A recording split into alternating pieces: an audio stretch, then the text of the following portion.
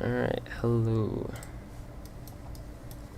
And so today on this live stream we're going to talk about the user interface and mainly the at this page, whatever this is called, the modeling.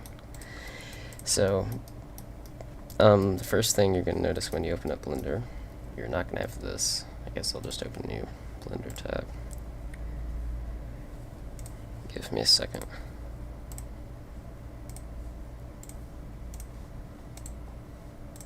Alright, you're going to start out with a cube and a few other things that you don't need to worry about right now. So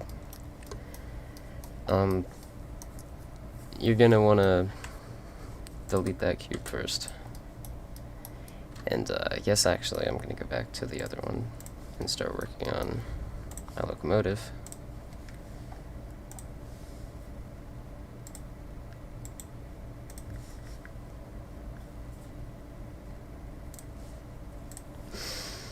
Alright, so right now I'm in object mode. As you can see right here, if you go to the top left, there's a drop down that says object mode. And basically what that does is I have a bunch of little objects. So like here, there's the flues. I can move those around. I can move the main body around or whatever. I can move the doors and just anything that's a separate object.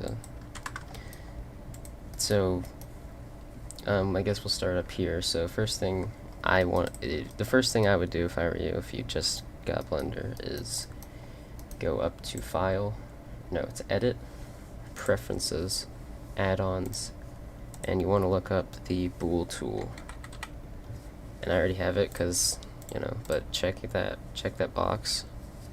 And basically what this allows you to do is, like for these windows, what I did in object mode, you see on here, this is where you can add your meshes. So you want to go Add Mesh Cube, and you can just use any other random cube or whatever you have. And so let's say I just want to put a hole in the top of the locomotive. I don't know why, but let's just say that's something I want to do. So I'd move this into position, I'd scale it, whatever, and then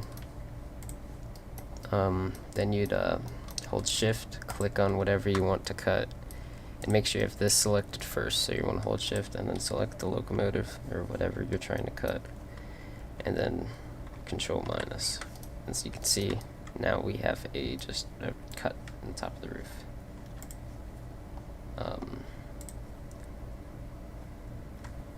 Let me do something real quick.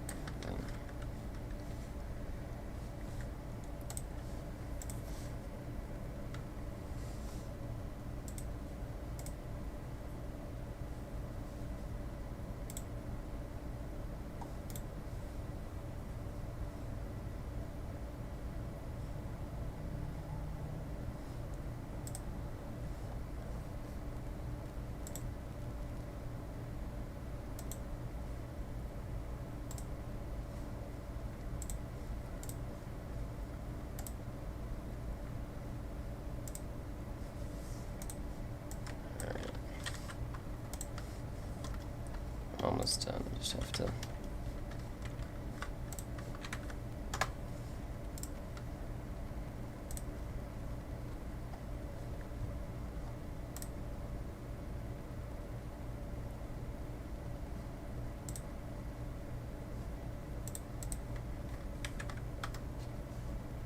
Alright, so back to Blender. So what this allows you to do is, you can move it a little bit, but if you want to cut something, you don't have to. Well, one thing that I used to try and do whenever I was like trying to do a window or something is I would use the loop cut.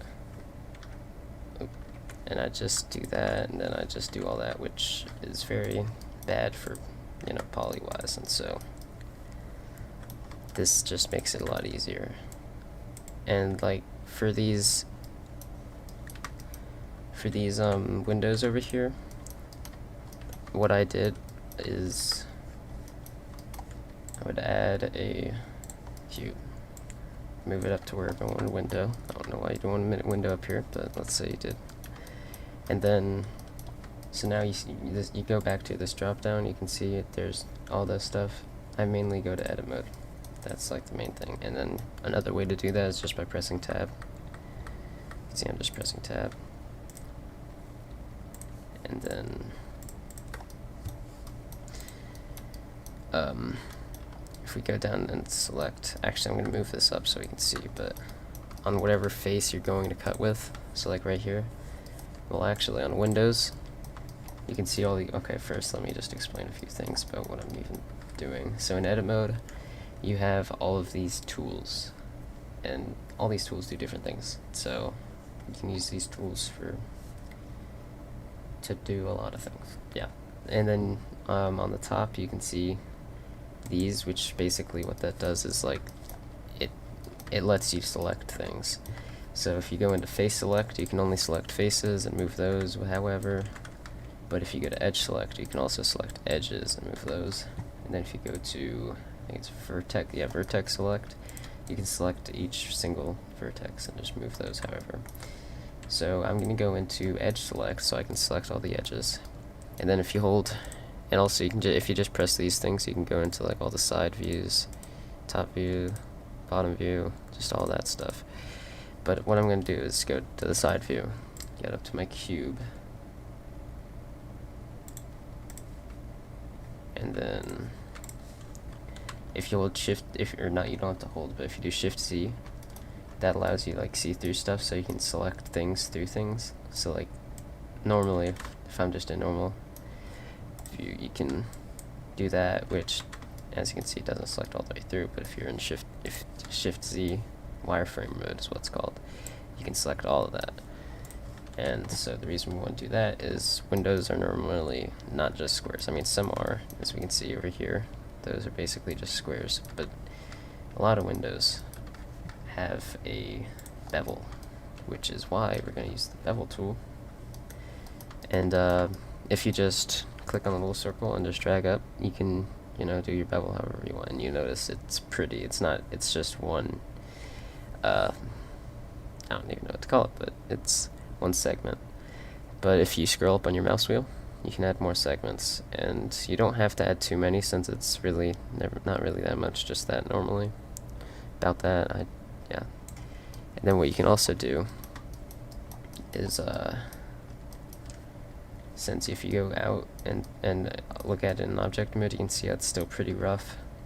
What you don't want to do is end up just adding a bunch of vertices, because that's bad. I mean, it looks smooth, but it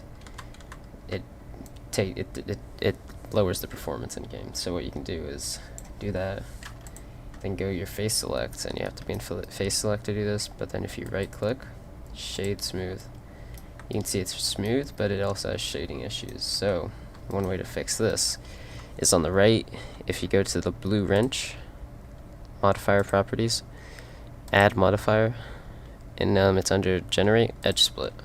You can see it's a lot better, and it's smooth, and you only have 4 segments. So once you have that, also a lot of windows aren't squares, so I go to the top select, or top view, sorry, and select part of the window, and then move it over to like that. So like, just like on this window, or this door over here, this is I'm just basically doing what I did here. And you can see how it has a little lip, so that's what we're going to try and do next, is get that lip in there. And so if we go into face select, top left, face select, select our cutting face,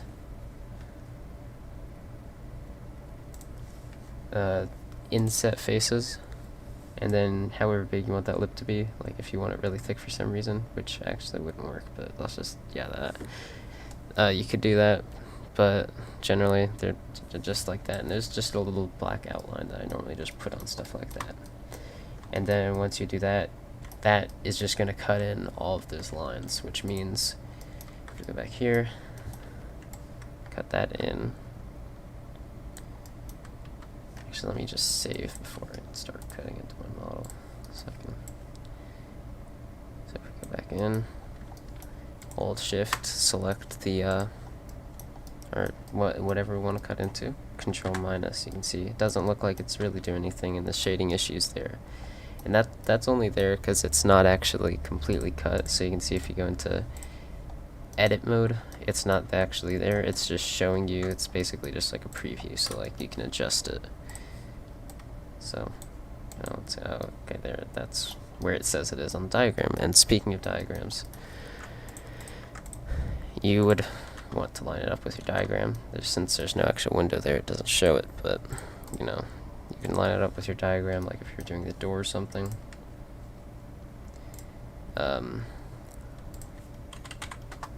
Oh, there's a lot of people actually. Okay, a little people. So what you can do is just move it however you need, and it doesn't really matter how deep you put it right now. Like you could put it all the way in, or okay. Anyways, moving on. You want to go back to your object, and once it's in the right position, you want to click apply. And I don't like applying my bool cuts until the very last second, because sometimes it messes with a lot of things. So now we can delete that just to get it out of the way, and then you can see there's your cut.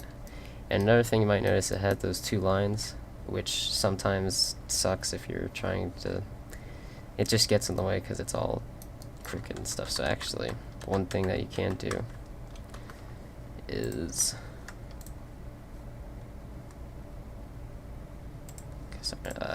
so what you can do is go into here, and basically what it has to have is like two lines going to it. And so basically we can just replicate that by getting a loop cut tool and cutting across. So now it has two lines, you know, on each side. So now if we apply, you can see it's just like that, and it's nice and clean, and you know, everything's nice and even. So now if we go into face select, get off our loop cut tool, we can go to move. And so what I like to do is just select that, all of that, well, not all of that. Actually, we're going to go in the side view and just select these faces on the bottom. And so now, if we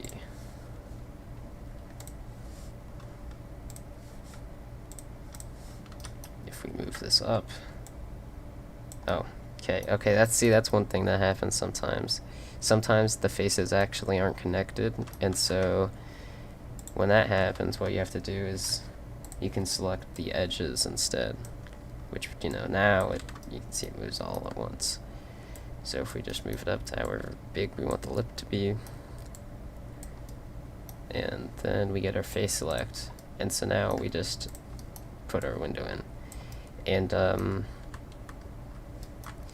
for, it doesn't matter how deep, I generally I make the cut pretty deep, or just because, or at least I tried to. I didn't there, but you can always move it.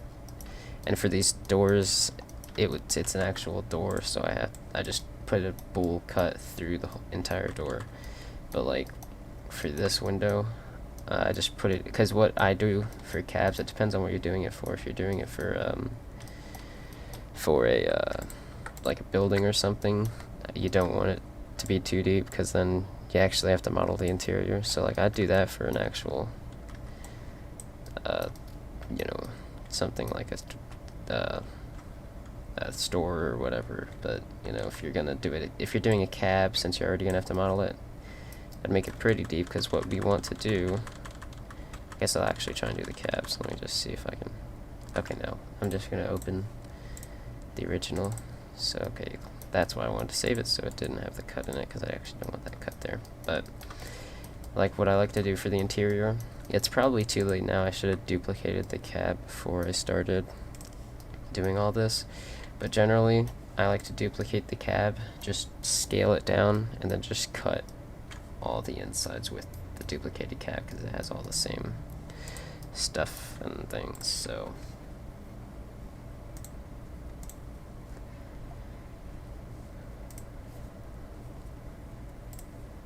if we, I'm actually not going to do the cab. Take that back. We're going to try and model the bogies, and I'm going to try and show you all of the tools I use and explain what I'm doing. So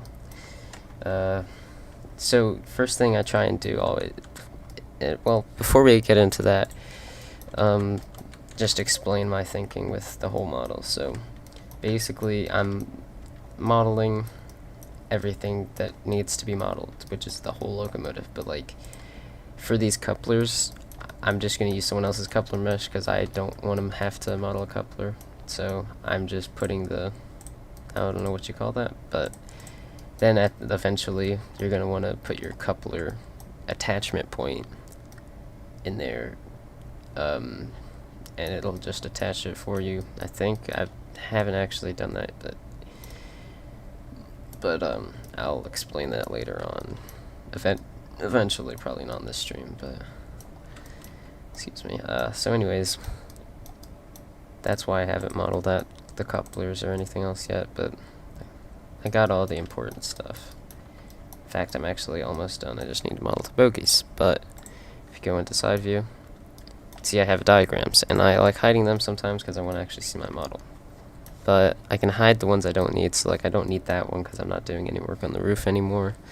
You can see, I use that for doing the roof, but I might use it eventually for the interior because you see it has stuff on the interior. And it even has an engine. Might model that, I don't know. But it has some important stuff that I could use eventually later on. But I'm just going to hide that for now. And you can do that on the top right. If you, I have a lot of objects, so it's pretty complicated, but, don't worry about naming anything right now, but I just, hide, unhide, just click on the little eyeballs. So, hide that. Then we're going to want to go on the side view. And then, if you're doing a building or something, one thing I've done before is actually go into Google Earth and use the ruler tool and measure, like, the width and length of it. And since you can't really measure the height, I just look at it and try and eyeball it. But for locomotive and, anything that should have a diagram, you can probably find a diagram for it. Some diagrams are harder to find than others, but I just found this with the Google search pretty easily. So, but you can see I tried to line up stuff, and I'm actually doing, I don't know why, but AS416s are pretty weird because there's a lot of different versions of it. And so, like, the one I'm modeling doesn't have a door there, the vents are in different places, and it's pretty weird, but this just has the basic shape, which is really all you need as long as you have reference photos. And one place I like to go to for reference photos is, I think it's called Railroad Art. It's RR, hang on, let me just drop a link in the chat, but I'll show you what reference photos I'm using for this. Let me get the link real quick.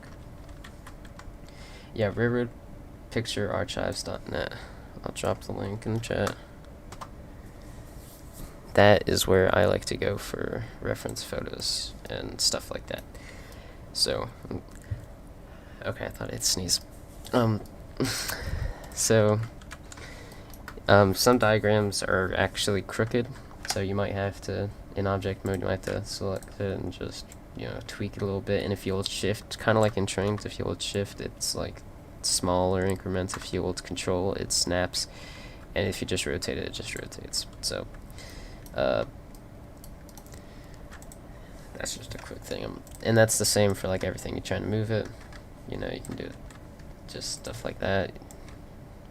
And you also, so with your diagram, some people just build off the diagram and then scale the locomotive. I don't like doing that, just because I have, like, I've used this bell before and I just took it off another thing I made. And sometimes you can't do that on some parts. Like, I'll probably, if I do another Baldwin locomotive, I'll probably take the headlights just so all my content matches, so it has the same feel to it, so I'm not just modeling the same thing over and over again and it looks different each time, which sometimes you actually want, but with something like a locomotive, it's pretty nice to be able to just, And, anyways, so, with this, diagrams, I like getting my ruler tool, so let's just try and rescale it again. So, like, you can see it says, I can't see it, but okay, it says, okay, so some of the so in this case, the diagram is actually, oh wait, okay, it's because it's backwards, so you have to make sure you're looking at it from the right way. Hang on. Ooh, okay, so you have to make sure you're looking at it from the right angle, so everything's not flipped. But even then, sometimes it's pretty hard to read. So what I've done in the past is, I actually don't remember doing this, but you can always go into Google and just look up the actual length of it. So, you know, and then just scale it so it's that length. And that's one way to do it. So once you have but basically, as long as your picture or diagram is scaled and not crooked, you should be fine. And you want to make sure it's centered with the thing, so everything's just centered. So when you import it in game, it's not like an inch off the rails or something like that. But and also, forgot to mention, this is actually a very big thing. The way I move around is you use your middle mouse and just like scroll around, or not scroll around, but scroll wheel, it zooms in and out. Middle mouse, if you drag it, it moves around. But if you hold shift and middle mouse, you can just move all over the place.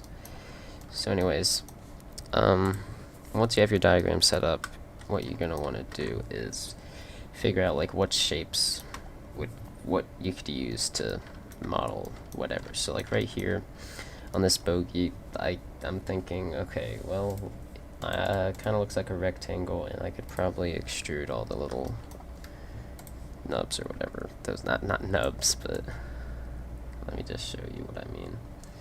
And you really want to try and keep it centered and stuff. So I'm not even going to touch it on this axis, because these are the bogeys. These are pretty important. But what I'm going to do is, and instead of moving it, because diagrams, they aren't completely accurate all the time, is just, if you already deselected it, just grab both ends, get your scale tool, and then scale it until it's about the right length. And this can go for a lot of things that you're doing, and then you can move it this way, because that way it doesn't really matter if it's completely correct. But so anyways, what I'm gonna do here is, now that I have it lined up like this, I'm going to, one way I like transforming things, so like it's higher up here than it is down here. Okay, so what I'm going to do is I'm going to get my loop cut, and then I'm going to turn up the number of cuts to 3 so that they're all evenly spaced, because there's 3 cuts I need. Okay, that actually it's not going to work because these are not evenly spaced. But I can't. Okay, so I'm going to actually just cut that there with one loop cut. And then I'm just going to, I'm going to put these in the middle, like that. And now, to make sure that they're both evenly apart, I'm going to just put these in the middle of each thing. So, about right there. So now we have that. And what we can do with this, to make it wide enough so we can actually get that, like, I don't know what it's called. I'm not very good with actual names and stuff, and actually the more I'm looking at it, this needs to move down. There's actually a little part right there that I need to move up as well. That also means I need to move this up. So now you want to be in edge select, so you can select all those edges. Remember, Shift C is how you go into wireframe mode.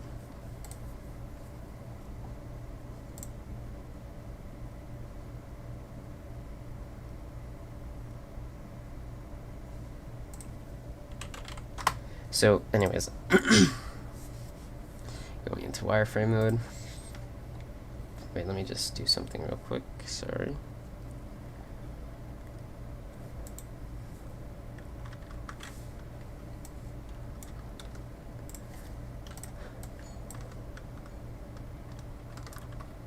Oh no, I didn't get sorry, didn't see that. I didn't get the diagrams from Railroad Pictures, but I just looked them up. So if you just look up AS 416 locomotive diagram or something like that, and you can look that up right now at home, you can see the diagram I used. It's actually the first one, but some of them are pretty hard to find. But this one, it just so happens that there's one right there on the first thing I searched. So, but I used the rarer pictures for reference photos just to like see, because the diagram doesn't always show you everything because it's 2D, it's not 3D, but pictures are still, you can see more stuff on pictures since, you know, it's always at an angle. So that's where I got my diagrams from, just looking it up on Google.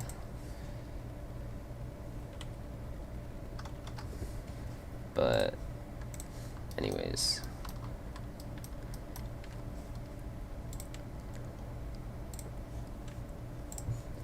back to this. So what I'm gonna do here is, well, the bevel tool, you can also like actually bevel edges sometimes, like you can do that, but you can also use it to do this. So what that allows me to do is, now that I have that, I'm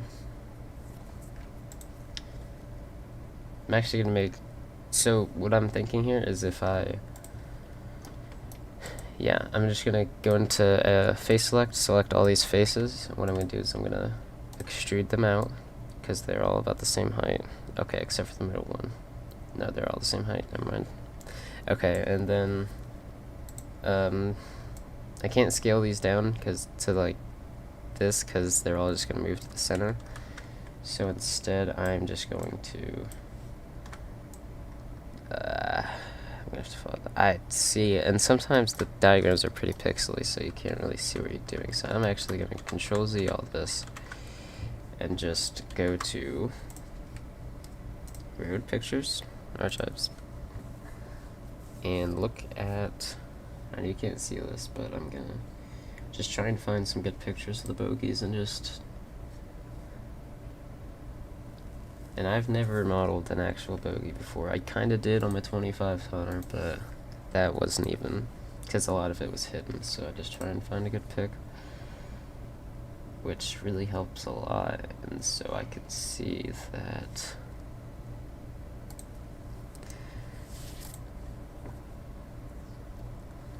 sometimes it takes you a minute to actually see how you should model that,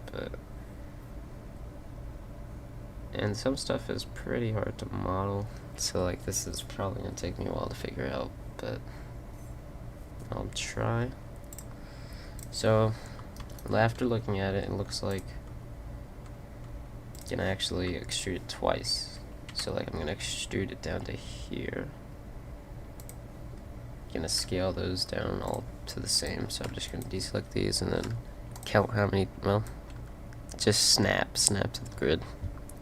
That way it's not all uneven.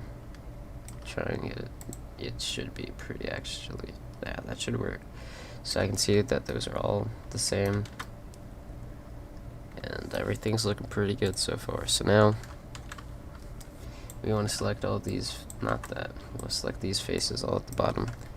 Then we're going to extrude those again, because you can see it just goes down kinda. So we need to, man, this is actually tough. Alright, actually I'm going to do this later because that's going to take me a while to figure it out. I'm probably going to have to ask some people who are actually good at modeling how to do that. So just going to leave that there for now. I'm actually going to start on another model that I have. So yeah, I'll save that. And now we're gonna open up. Actually, I don't know what to work on. I have GP30.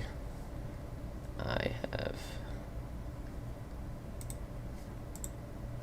GP9. Hang on, let me just read off what I have.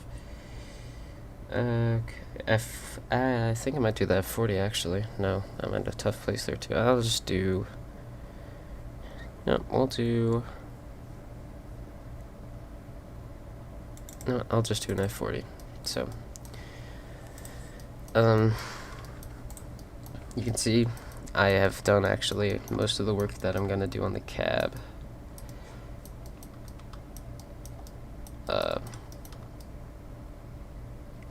another thing that is pretty notable is this stuff that I don't even know what you want to call it, but all that. And one other tool that you can use instead of the Boolean tool, because like these windows, it didn't really work for these windows, the Boolean tool. I don't know why, but sometimes it really just doesn't like to work. So what I did is there's another thing called the knife project. So actually we're going to have to go into object mode, add. So basically it's the same process, it's just you're doing something different, or it does something different. So actually let's pull all our diagrams, and so I'm going to need to do it for these little, I don't even know, but it's just this thing. So I'm just going to line it up with that. Actually, I'm going to try and get it in the middle, and then get our cube to be the shape of it. It doesn't matter how thick it is or whatever, because we're not actually going to be putting this on, we're just going to be cutting with it. So, if I can remember how I did it before.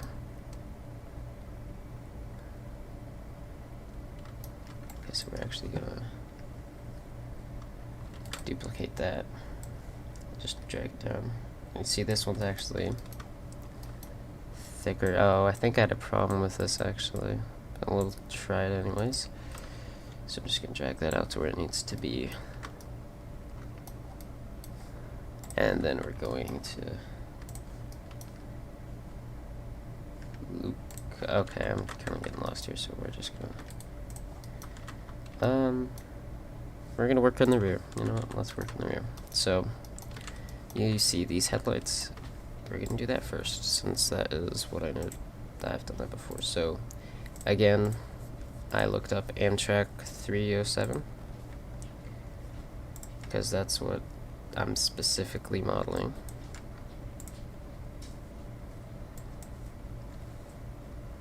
And I just go to Railroad Picture Archives. I gotta say archives, okay.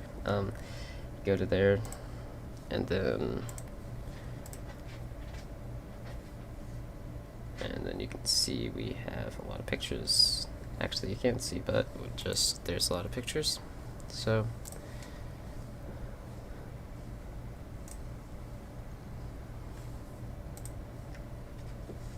I'm just gonna try and find a picture of the rear.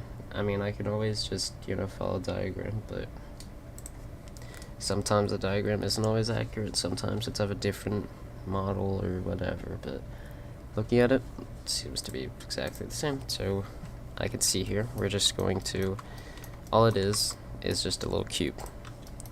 That's a pretty thin cube, and we're going to bevel the edges of that, at least the base of it. So if you get a cube, just drag it up, keep it in the center, and we can see that it's off center, but that is actually probably just the diagram, because we know that what I'm trying to say is we know that the actual cube is centered because that came straight from the world origin. So that means the diagram's off, so we're just going to line it up as best as we can. And you can always just adjust your diagram a little bit if you have to. You can see mine's actually pretty off-centered. And it looks like it might even be crooked, but too late to fix that. Well, actually it's not, but I don't really mind it. So we're just gonna scale this down about to there, and then try and get it about the right size. So I'm just gonna, I think that's pretty close. And then get your, actually we're gonna want to thin this down. So get this edge and just drag it to however small you want it to be. So I'm gonna say about right there. So now we're going to bevel the edges, because that's not just, nothing is actually just a corner, 90-degree perfect corner. It's just, so we're gonna have to bevel that a little bit, shade smooth. And remember, it has that shading issue, so we're going to, excuse me, add the edge split modifier. And actually, it looks like I might have to bevel it some more, because you can see sometimes when you add it, it's just not smooth, because you just need to add more, add more segments, so shade smooth. Edge split, you can see that's smooth. So now I'm gonna go back here. Now we're gonna add the two actual headlights, or whatever you call them. So if we go and look at the thing, okay, so it's basically just a cylinder. So the way I like to do headlights is you don't want to have 32 vertices, that's the first thing. And the way I pop that up is it's like that normally when you add anything. So you just click on that, and then you can take down the vertices and change whatever. So we're gonna do, just gonna do 25, and then we're going to actually, okay, I did that as a separate object, which I didn't mean to, but one way to like join an object together, so like right here, if you hold shift and select the object you want to join it to, Control J, and now they're all just one object. So I'm just gonna now select that, make sure that's the only thing selected, get our rotate tool and rotate it, and then we're gonna scale it down. I'm gonna pull my diagram back up, get it in the center, do that, and you can see it's a little bit too small, so we're just gonna scale up to about right there. We know our diagram's off center, so we're just gonna move it to about like right there, so that we can put each headlight across the center of it. So now that we have that, we're gonna duplicate it once we actually have it finished, because then we don't have to just want to model them at the same time. So we're gonna pull up our diagram, move this over till we are happy, so I'd say about right there. And then once it's in place, what I like to do is get a bevel tool, make sure you have this face selected, just bevel it to however you think it should be. So I'm going to do about right there. Make sure you have it selected, shade smooth, and actually try and select these edges too, because you want those to be smooth, shade smooth, and then already has an edge split modifier, so you can see it looks pretty good. So now what we want to do for like the actual inside of the headlight is get our inset faces, and what this does is just inset a face. So you can just do that, and that's way too much. But actually, one thing I'd like to do sometimes, like let's say I wanted to add, I don't know, an extra thing, but what you can do is do that. Okay, never mind, I'll show you that later, but inset face until you think it's about right, which is, yeah, that's about right. So you can extrude region either by clicking that or just doing E and then just drag it in. Doesn't really matter how much for this, because we're going to be adding a piece of glass later on. I'm going to add that at the end of the model once I finish it, because you can see I haven't added the glass for these windows or anything, not even the front headlights. But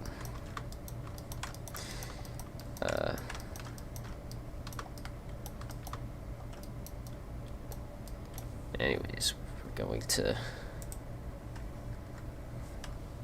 actually going to bring it back just so it's the same as the headlight at the front.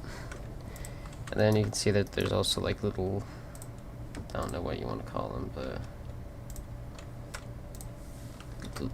just their little things, okay? I don't know what they are, but you can model them anyways. And a lot of this stuff, I have no clue what I'm modeling. I just model it because I see a thing and it looks cool. So, which is kind of like trains.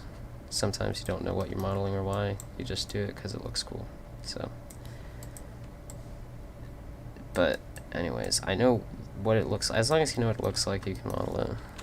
So, I know it's just basically just a cube that's kind of thin. Could be used to attach it, I don't know. But just gonna put that, try to center it with the actual thing, and then see it's a little bit too tall, so I'm just gonna get it to where I want it, then drag that down a little bit. And sometimes you delete a lot of your stuff. But actually, if I go back to the front, you can see my front headlight, and I actually kind of like the way my front headlight looks. It looks exactly like the back one, except you know, sideways. So I'm actually going to delete that. And this is one of those instances where it's nice, because to be able to just, you know, take something from something else to keep your models the same, because you can see it would be weird to see that headline or then go to the back and see it, you know, be completely different. So I'm actually just gonna, if you hold Shift D, you can see it moves with your mouse, but if you right click, it just puts it back to where it was duplicated from. So now you can move it around, and you want to make sure you don't duplicate a bunch of things over each other, because that causes a lot of shading issues when you're in game. So what I'm going to do right here is rotate it this way, which I'm actually going to have to go up here to do. Oops. And then I'm going to move it up all the way up here. Go over here, get our diagrams back out, raise it up, move that down. Actually going to go tab, select it all, oops, select it all. S scales it up a little bit, so I'm just scale that up, and then move this back. And now, and sometimes you're not even happy with that, but I think that looks pretty decent.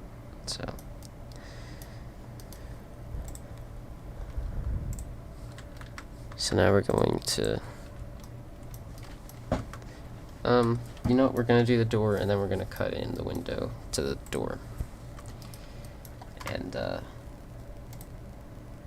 so that way I can show you how to use the Boolean tool. So I'm just going to get the door in. I'm just going to 3D model this door on there. And I don't know why my diagram's so crooked. So I'm actually just gonna, because this is really bugging me, so we're just gonna, and see, this is why it's so hard, because sometimes it's like all the way, the actual thing is all the way up here. So, see, that is the, now I'm starting to wonder if the door is just crooked. I mean, nah, it's right below. Yeah, I'm just gonna model it best I can.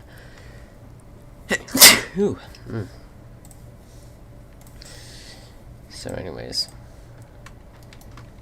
going back to diagrams, if you can't find it off of Google, sometimes a lot of people actually have diagrams just saved up because they collect diagrams or something, and so you can just ask them, or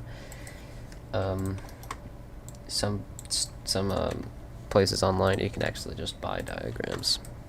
I found there's I forget where it was, but they were selling diagrams of like a lot of Alco diesels, like I can't remember specifically, but they were just selling a lot of Alco stuff, and I thought that was pretty cool. So kind of want to buy those eventually, maybe do some Alco stuff, but I'm just trying to finish this project. So, but once I do that, I'm going to start taking commissions and a bunch of other stuff, so. So what? Oh. Okay, no, that's supposed to be like that. I thought my, whatever this is called, the rear, was off. But anyways, we have our door. So, you notice there's a window, so we're just going to add the window, and this window is actually just a circle, so that means we can use a cylinder. So, get our cylinder up, rotate, and you notice sometimes if you grab like in the center of a lot of things, it like gives you an in-between. So if I'm doing the move, you can see how I have the like square, you can move it just on that axis, or whatever. But same with scale, you know, in the middle, that scales it like that, and just a lot of stuff. So applies to a lot of things, even extruding. So like if you click on the middle, it moves it wherever. So back to what we were doing. It's a circle, so we can just use a cylinder and just rotate it. Oh, hey Jeff, what's up? So anyways, we're going to get the circle, move it over. Yeah, okay. I actually did this in edit mode, which means it's in the same object as this thing I'm trying to cut, which will not work. So we're gonna have to press P, which separates, and separate by selection. So now that's a separate object, so we want to go in this object, and now we can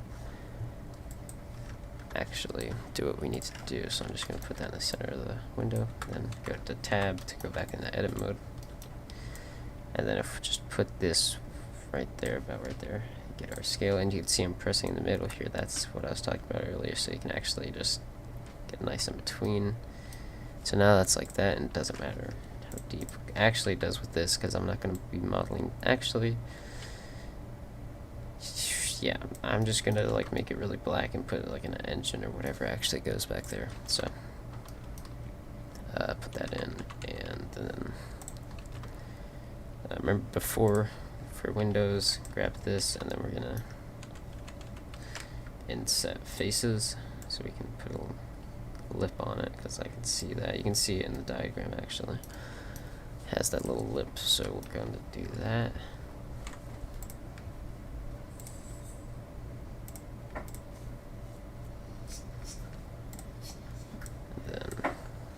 Tabs you back into object mode with shift and control minus.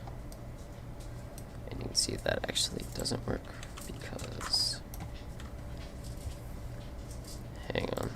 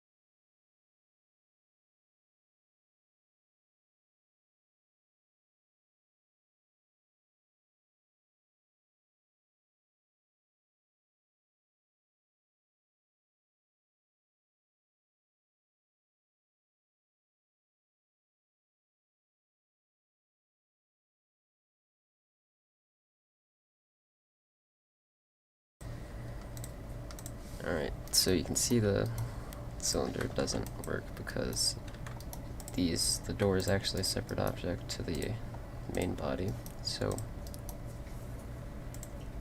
we're going to have to cut in the door into the main body and then cut in the window. So what you can do is go into object mode. And you want to make a duplicate of this door so we can use it later on. Then you want to drag this face in. Then we're going to use this as boolean with shift, control minus. And then we can get this, since it's going to be an actual door that I guess I'm going to have to animate now. Give it some thickness. Drag it in. Then we're going to go back into object mode and cut out the window. Control minus. Now you can see we have a door and window. So I'm going to apply the window so I can actually work on it. And then just delete that.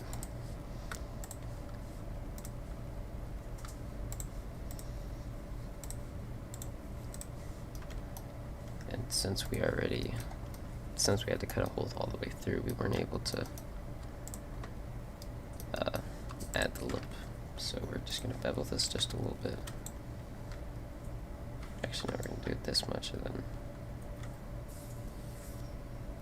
then what we can do is go into the side view, select these edges, not those, these edges, and then drag it out until it's the right, just it's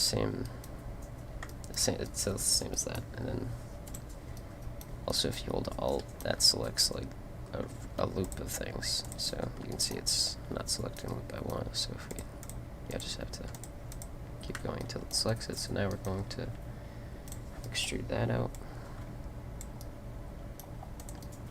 Now we have a little window.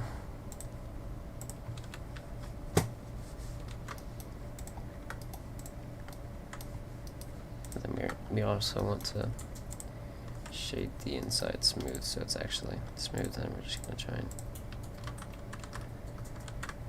shade smooth. Add the edge split modifier. And yeah.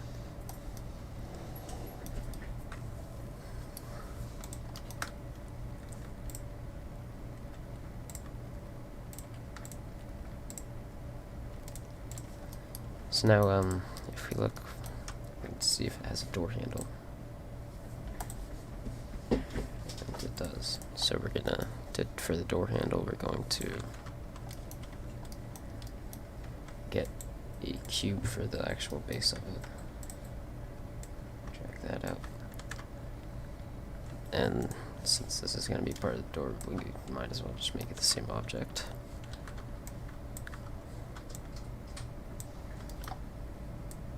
Get that. So it's inside the thing. Drag it into place.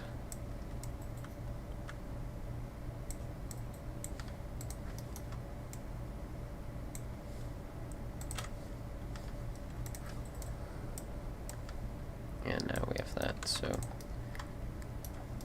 another one thing you want to make sure you don't have is flipped normals. So you can see this is actually has some flipped normals, which basically is when it's flipped so you can see through it.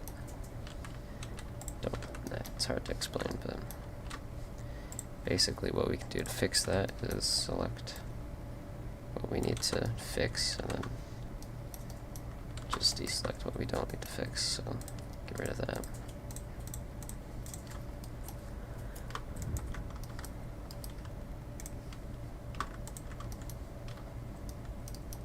Then deselect all this.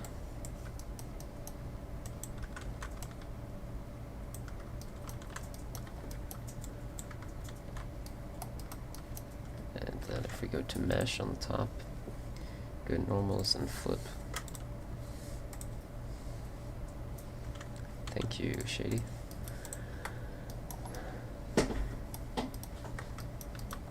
So going back to the doors, we can add our door handle now.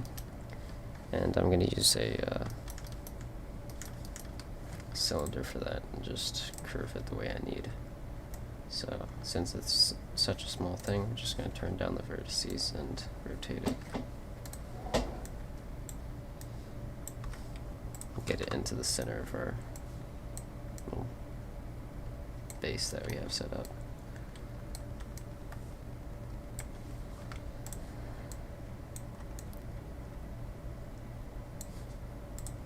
And then move it into position.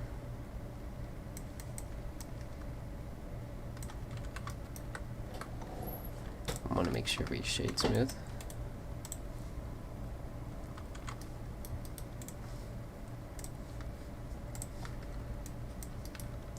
Extrude it by pressing E.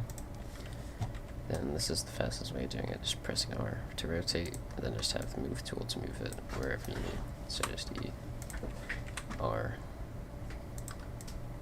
Just keep doing that.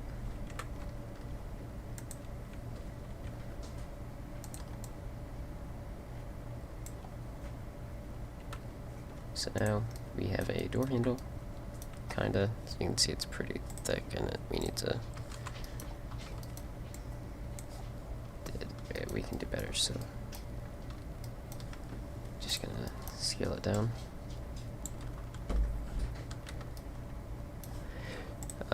So anyways, we're gonna scale this down a little bit. I actually don't think.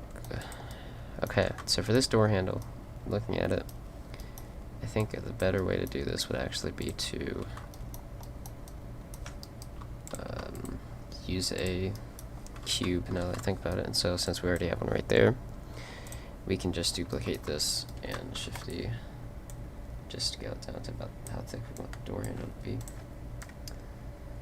Just put that there, because I think it looks more like a just looks more like a rectangle that's all curved and stuff. Kinda.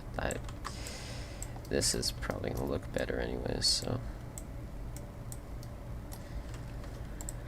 I'm just trying to adjust it so it actually looks right.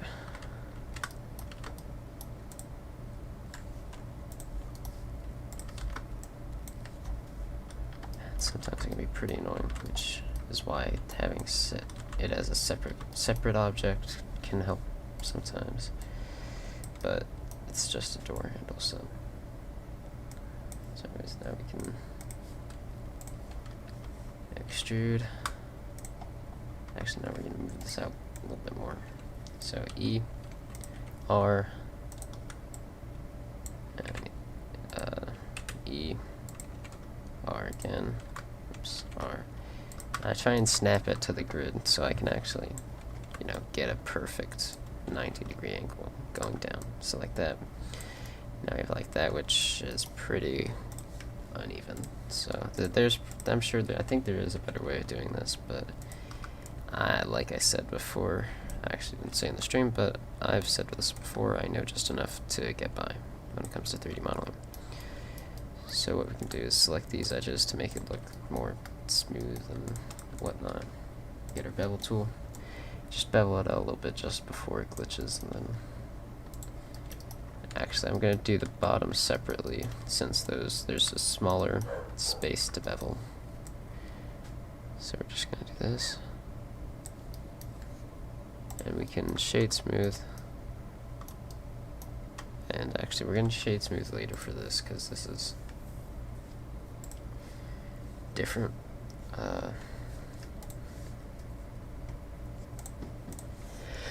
Alright, so now we're going to select these edges down here, bevel those. Now we can go up top to the view, top view, select these, and shade smooth. Actually get that shade flat. And also we can turn our face orientation off, sorry. But, you can see, now we just need to extrude this down so it actually, there we go. And it's an okay-ish door handle, but I notice with a lot of these door handles, they kind of taper down. So I'm actually gonna, grab these. So like this, and you can always adjust it a little bit manually later, but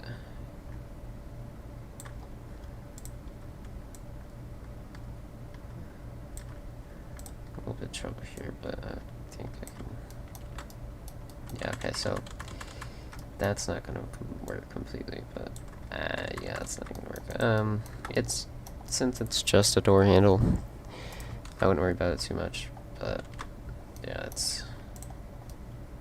I might replace that later. I don't know why, but I'm not in the best 3D modeling mind state right now, but it's all good, so just try your best. So anyways, I think those are the marker lights, yeah, the little circles, so we're just gonna, we already have some up here actually, so we can just shifty, and there probably won't be, but we're just gonna try. And so if you want to like flip something so we can see how it has that angle there, and it wouldn't be on the right side if we just moved it instead of just rotating it, because sometimes just rotating it, something might be different on one side than the other. But if we mirror, we can mirror it on the X, and now you can see it's facing the other way. But when you do that, if you go into face orientation, you can see it's all flipped the wrong way. So we can go to normals and flip, and that's how you fix face orientation. So now that we have all that fixed, we can move this down, get it into place. And it's actually, yeah, we want to turn this off so we can actually see. And if we look from above, you can see it's a little bit off. So I'm just going to go in here and turn it a little bit. Actually, no, we're gonna. And since we already have like a reference point for each one, it doesn't really matter if they're both a little bit different, because you're going on a actual object, not just, I don't know how to explain it, but they're both going on the same object, so they both in theory should be the same rotated, even if they aren't rotated at the same time. So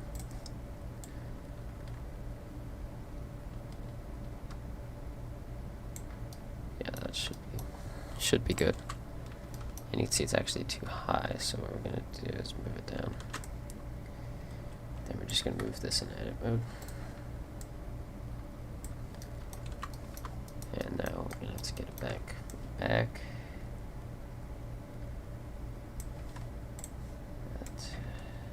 Move it, turn it.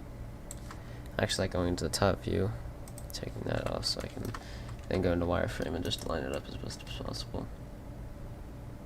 Looks like it's actually like uneven. Oh, okay. So the roof on the front actually has like a slant kinda, so it's a little bit, that's why it was uneven. So if we just rotate it that way a little bit, so this is gonna be a little bit tricky. Yeah, okay, so we already have it like that, so now we can just rotate it this way. Yeah, okay.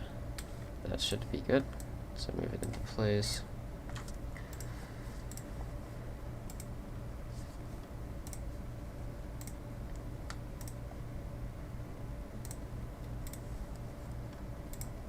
And then once you have it in place, we can just get the other one in place as well.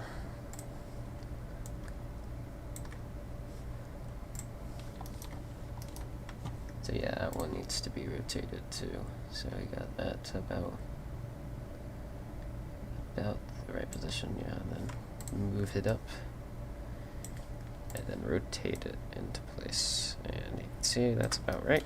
So now we have those on. So once you do that, we're going to now do the, I'm guessing those are sand filler things. So for those, what we're gonna do, we're gonna want to use the Boolean tool, and so that means we need a new object, cube, move it up into place,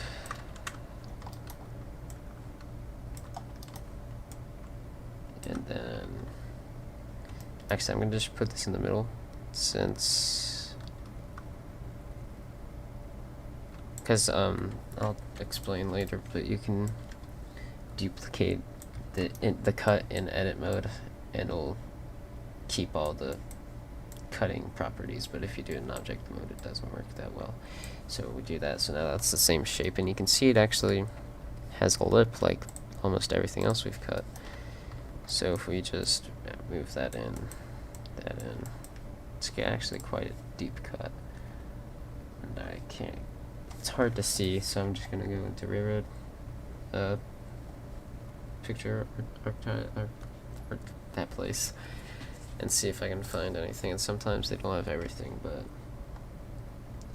you can find some decent reference photos. And the nice thing is, you know, they're all of the same thing, so. Okay, so it looks like it's, okay, so what we're gonna do for this is just cut that in, drag that out a little bit, and then scale it. It's kind of like that. I don't know, it's pretty hard to see, but move it down. That looks, see, that's one of the problems, is sometimes you can't really see well. So you don't really know what to put there. But we're just gonna put it in and cut it and see if it works.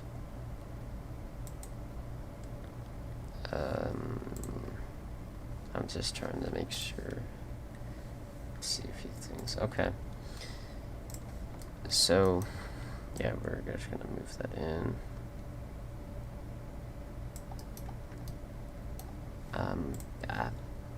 Yeah. Just gonna go for it. Actually, I think we need to. I can't believe it. It's such a weird cut, but we're gonna just go for it. Okay. So for this, that doesn't really look right to me. I don't know, it might be, but I'm actually going to go into Intertrains, and since like some things you can always, the nice thing about already having a model in game is you can look at it, not to like steal. You can't steal anything, but you can at least look at it. So I'm actually just gonna go in game, and a lot of stuff you can't do this because like a lot of stuff, why would you make it if it's already in game? And it's actually the only reason I'm even making an F40 is because I'm sure JR would not be happy if they knew I released a reskin of their F40. So I know you guys can't see this right now, but I'm just going in and trying to see what that cut actually looks like.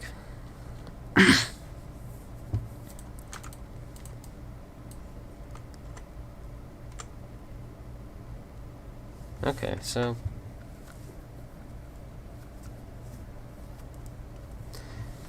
after looking at it, it's very helpful. Now I know what I need to do, so I need to actually like move the make it so it cuts evenly, an actual square instead of just whatever it was before. So that already looks better, but it's also got,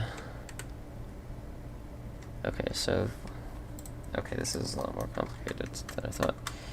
But if we go into here, one way you can do things is get that loop cut and get the edge slider, seal it up to wherever you want it to be, and then the first few inches or so, it's actually like completely even on the bottom at least, and on the top as well. So we're just gonna try and scale that to be the same size as the starting cut. We can't scale any more than that because the bottoms, it's all uneven. So now if we minus, you can see it's still not exactly the look that we need. So it's like actually even right here. So if we just move that over. Okay, that happened. Sometimes if you click on the wrong thing, which I'm sure it did. Yeah, okay, just messed up. So now, that looks closer. So I think we might actually, yeah. Alright, I just need to extend it in a little bit more now. Get that there, that there. That go there. There, and then, yeah, that looks pretty close. But what we can do is wrong. Okay, there. So now, since I can't actually add the cut like I want to, we're gonna have to just bevel it like I did with the window on the thing. So now you can see it doesn't work. Okay, so sometimes you just have to play with a little bit. But anyways, that is now that. So now I'm gonna okay, Whew. Actually, I'm gonna try and... Alright, I'm just gonna leave off here for now with this, but... Might as well save, so now I'm gonna open up a new... Another thing I have,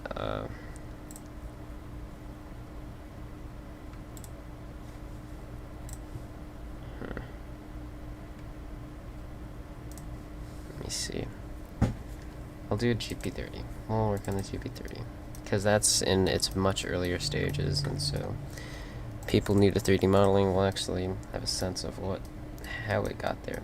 So, with this model, I already have my diagrams and the basic shape.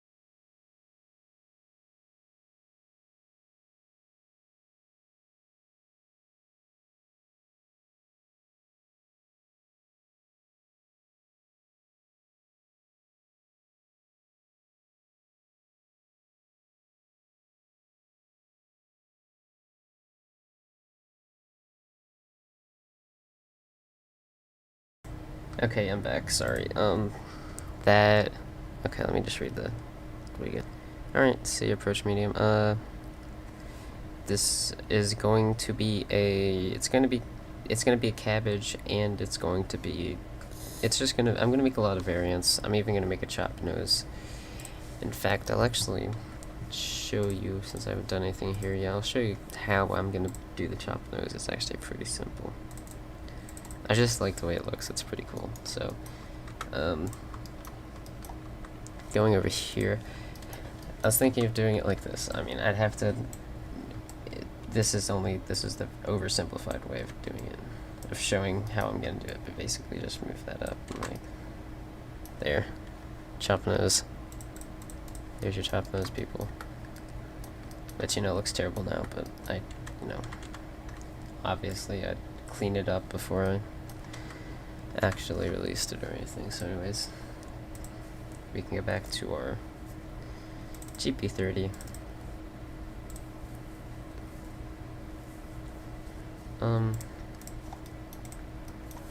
Let's see, I'm going to, okay, since, so for this GP30, all I've done, I'm just really going to go in depth on this and just start from the beginning, because this is really a basic shape that I'm sure almost anyone could do.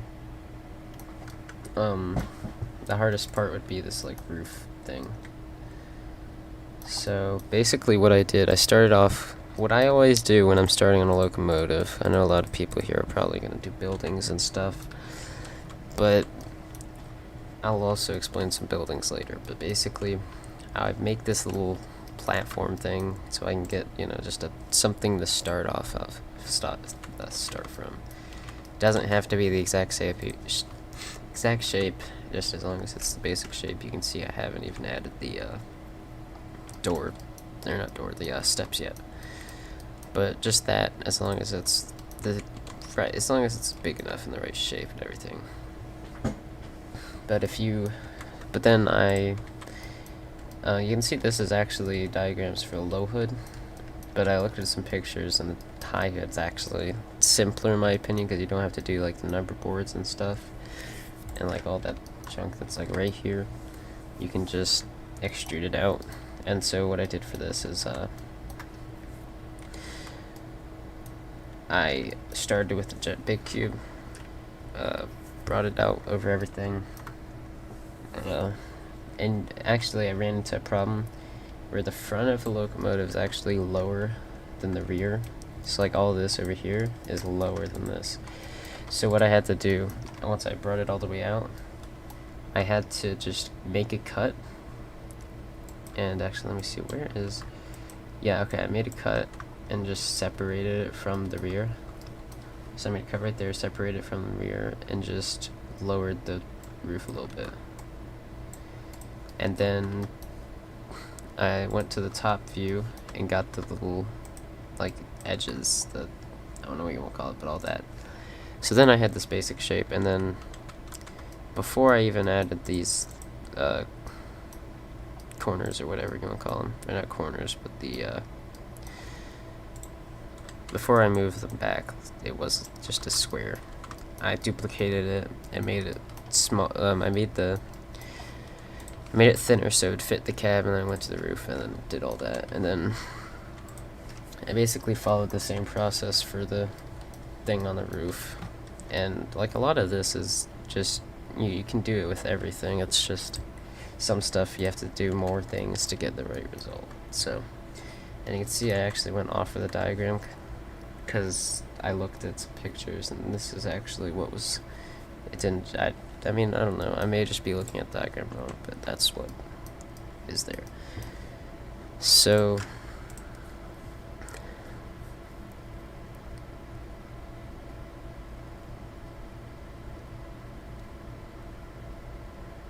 And I'm just reading what you guys are saying. Foot shot. Incline. Huh. I'll keep that in mind. But yeah, for this, it's really pretty simple. You just have to really mess around with stuff, and sometimes it glitches out, but you learn how to fix all that once you model a few times. It becomes pretty simple, second nature and stuff like that. But once you have your basic shape, this is generally, I mean, a lot of people just can't even get the basic shape. I mean, I actually don't really know. I mean, yeah. I feel like where the people get lost is stuff like this little cup, but I just used them. This one was actually kind of hard because it wouldn't let me just use the boolean, so what I had to do is do the knife project like all the way through it, and then I deleted all these faces that were in the middle, and then I had to, like, one thing you can do is if you go into edge select this edge, and just, you wouldn't actually do this, but you know, you can do, if you select two edges or edge loops or whatever, control E, bridge edge loops, you can see it did that. So I just did that across here, and then that looked like that, and it was solid, and then I had to do the same thing across from here to here, and then I just control E, and then, but yeah, it was pretty crazy. But then after I got the basic shape, well, actually I had to do the roof as well, and you can see it's kind of, diagrams are weird, but I got the shape right, so. Then I just beveled that, which was just an easy bevel. I didn't even have to mess with anything.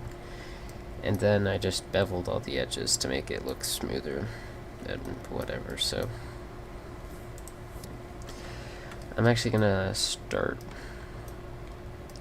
from, you know, I'm gonna do,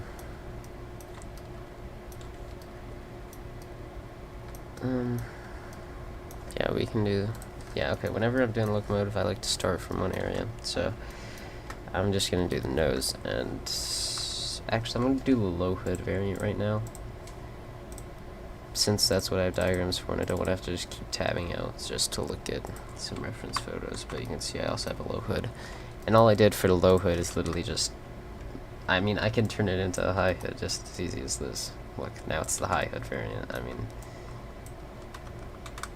you know, and obviously I'm gonna have to add a lot more, or do a lot more than that. I'm gonna have to add the little number board thing, but that shouldn't be too bad. But oh, hello, J9 pen. Yeah, it's pretty simple. Just lower the nose a little bit, but I also had to move the, I had to make a loop cut in the cab, get the edge selector, and then just move this out, because you can see it's actually at an angle. So I did that, but I'm going to start working on the nose. So the first thing I see is that, actually I'm going to have to get some reference photos, because I can't really, I'm just, something's on the diagram. If you're not sure about it, you just have to look up photos. So I see there's the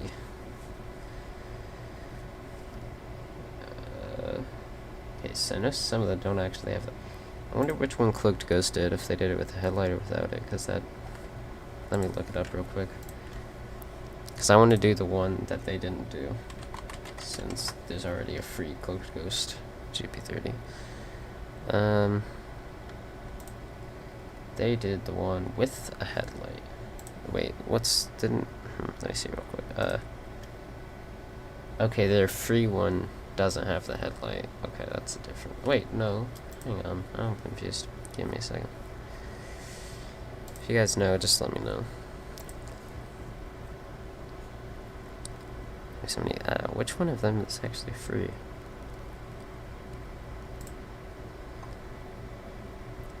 Aren't there GP30 low-hoods free? Or am I... Oh, I don't, let me, sorry, it's taking so long. Okay, I have one of theirs, but did they make it payware? Or... Huh. Yeah, I don't know. The one I have that I got a while back is now apparently payware, I think. Unless I did... Yeah, I don't know. Okay. Well, I guess it doesn't matter what I do. But anyways, I can always change it, so...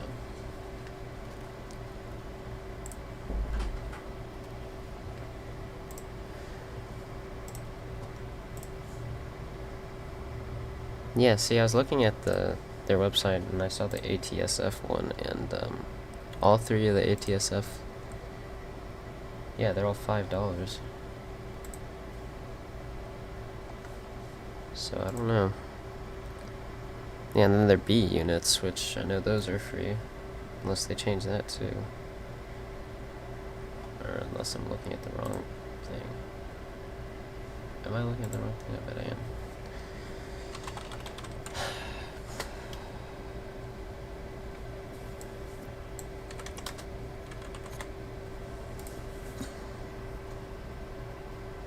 Let me see.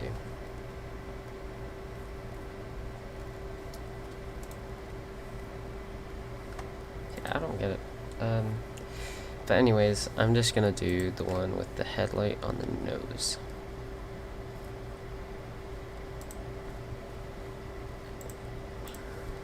But that took way too long. But anyways, looking at some reference photos. Actually, I don't know. I'm gonna do the one without first. That way I can, because I can always add it, but it's harder to actually remove it since it's gonna be a cut. But yeah, okay. So I'm gonna. Go back into Blender.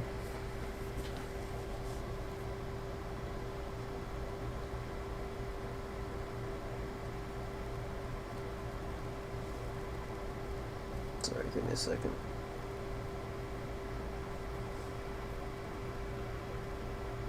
Alright, anyways, go back into Blender. Ignore the fact that that headlight's there, and then we have... Okay, looks like there's Sanders. Then again, I don't see those. I'm so good. Yeah, okay, no, there's Sanders. So I'm gonna use a cylinder because that's what it is, and then see, I have to click that because I haven't added a cylinder yet, and then I'm gonna turn it down because 32 is way too many. Okay, 20. Oh, I'm in edit mode because you can see, but I'm actually gonna delete that because I want it to be a separate object. So we got object to add mesh cylinder.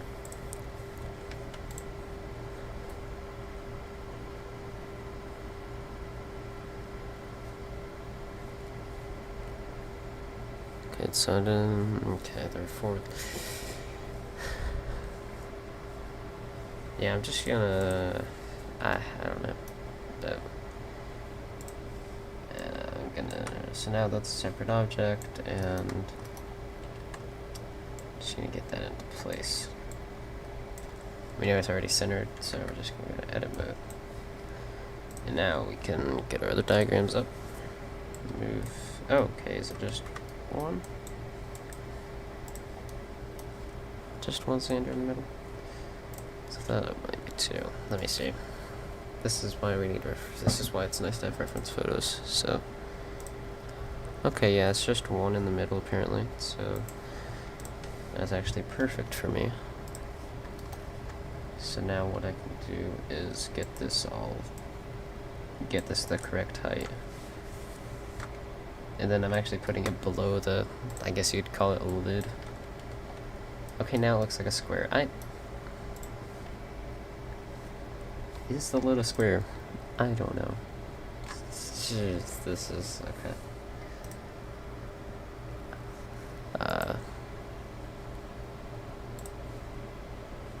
Okay, this picture needs to load.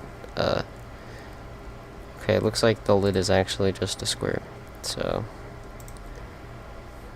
Alright, well, since the lid is just a square, we won't be able to do what I want us to do, but we can do that, add that, put that on there. That's about right. Width or whatever. I'm actually gonna scale down just a little bit more. So, and I just would, Shift Z wireframe mode. I already mentioned that before, but for any newcomers. So shade smooth, and then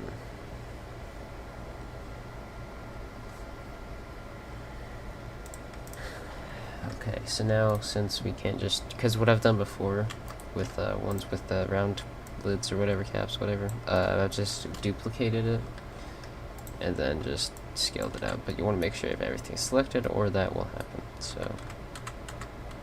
And also remember edge split modifier. So now it's smooth and it doesn't have weird shading. So we're gonna add a cube since that's what the lid is apparently. Cap, I don't even know what to call it. And we still want to be in edit mode because we might as well just have this be all one object. And I'm actually gonna drag this way down so I can line up the center of them. Then we're just gonna drag this up.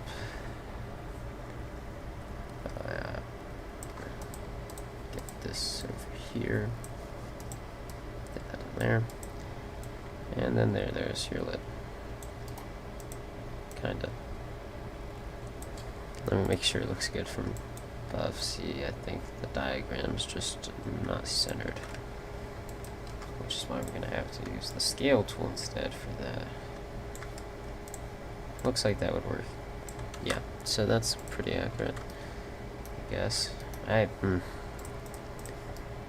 Yeah, okay, that works. And then you can see that looks kind of weird on its own, but you can see it has like a little hinge kind of thing. So I'm going to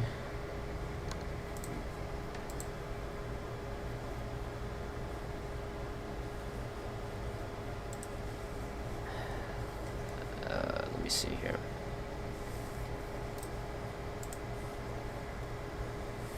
Yeah, I'm just gonna use 2 cubes and just duplicate those.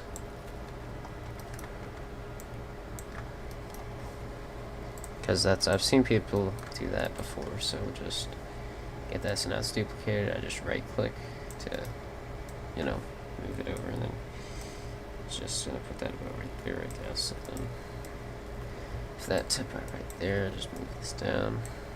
Then you know it's pretty wide, so we're gonna have to scale it down. I'm pretty sure there's actually 2 of these, but so far this locomotive's been pretty weird, so I'm actually gonna see if I can find a good enough picture.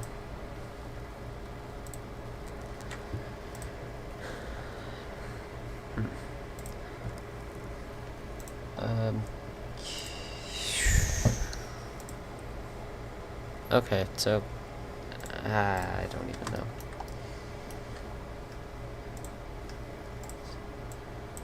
I'm just gonna guess and just leave it like this. Actually, nope. I'm gonna do 2 of them, because 2 is better than 1, am I right? So after that, we're gonna move this over to about right there, and now we can just see. There, now it looks like it may not be accurate, but you know, it looks cool. So, and I know a lot of people would kill me for doing that with like a lot of other stuff, but you know, it works, it gets the job done, and it's not like I'm saying you shouldn't do that with like the basic shape of the body. Like, I wouldn't just be like, I don't know if that's accurate, but you know, it looks pretty good, right? You know, but anyways, moving on. I feel like that actually needs to be shorter, so I'm gonna have to go back and move this down. Great. Yeah, that works. Okay. Okay, now we have our standard thing.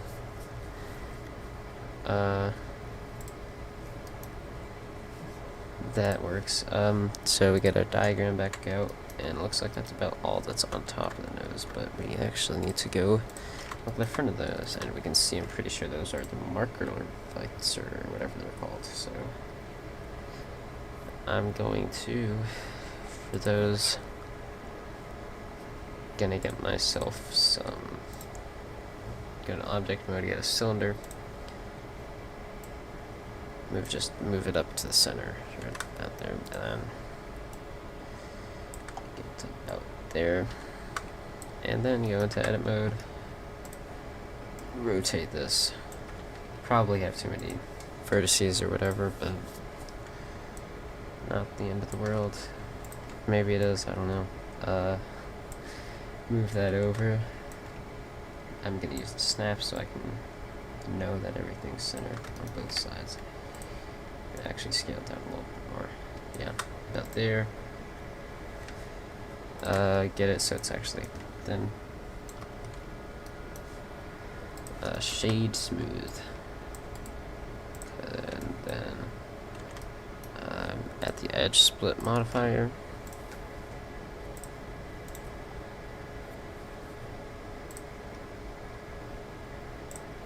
Sorry, and then go into the top view and just rotate it. And this is, a lot of this is just finding what shape works and how you can, you know, best modify it to look like what you want it to look like.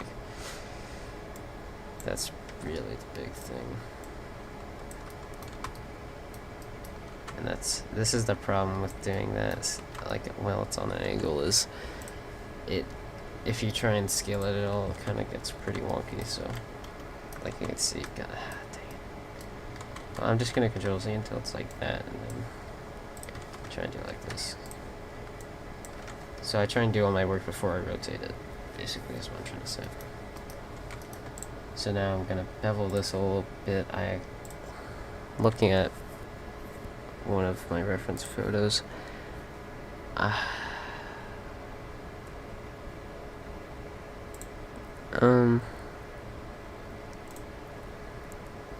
Alright, this isn't the most accurate, but actually, you know what I'll do? I'm gonna get Okay, this is I'm gonna make this the center of it. The center of the whatever you want. The marker light, I'm pretty sure is what it is. But, so I'm gonna double that a little bit.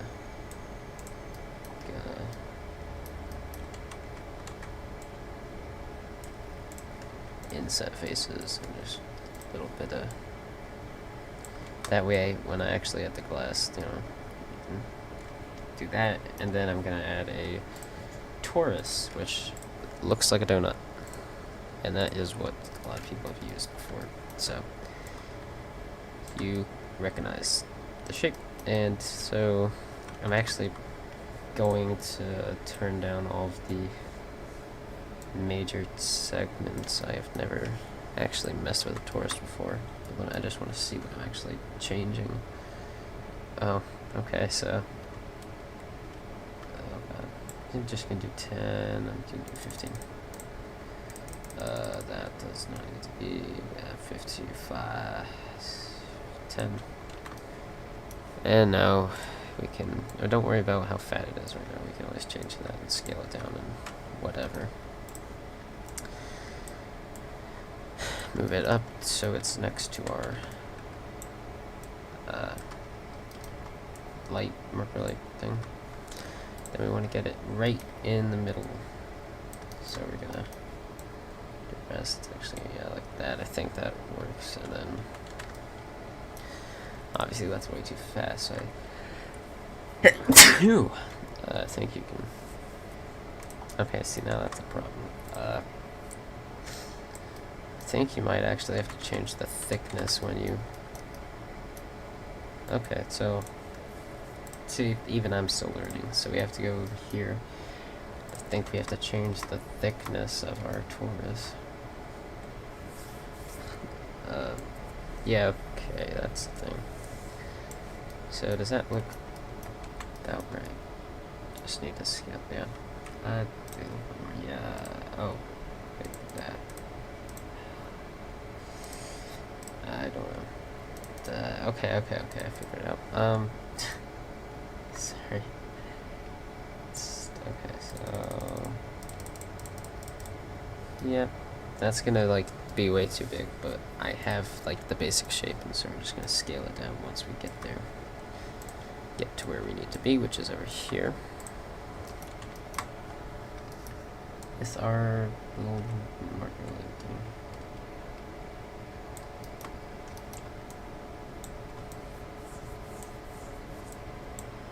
Okay, now we can try and scale that down to right there. Then we know, I know that's gonna be way too wide now and fat or whatever. So we'll just do that, and now we have sort of marker light, yeah. And actually, I think we could probably fake it if we just did this, so. Wait, will that work? No, that's good enough for me, actually. Yeah, okay, so just rotate this. Actually, I'm going to move this so we can see our lines and use that to line it up. Whoops. And then rotate it. Yeah, so now that's already in place. Okay, perfect. Might have to move it back a little bit. Yeah, there we go. And then I'm going to have to shade. I'm just going to shade everything smooth. And we have to get our edge split modifier. And there. That looks. Yeah, it works. It gets the job done. We'll just, if someone complains about how blocky it is, we'll just say that it is low poly, you know? It's supposed to be like that, right? Okay. Great. Now I just Shift D to.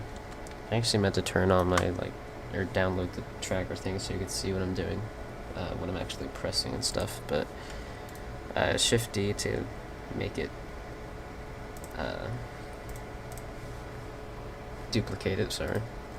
Mirror Y. So now it should be the right angle, so we could just drag it over.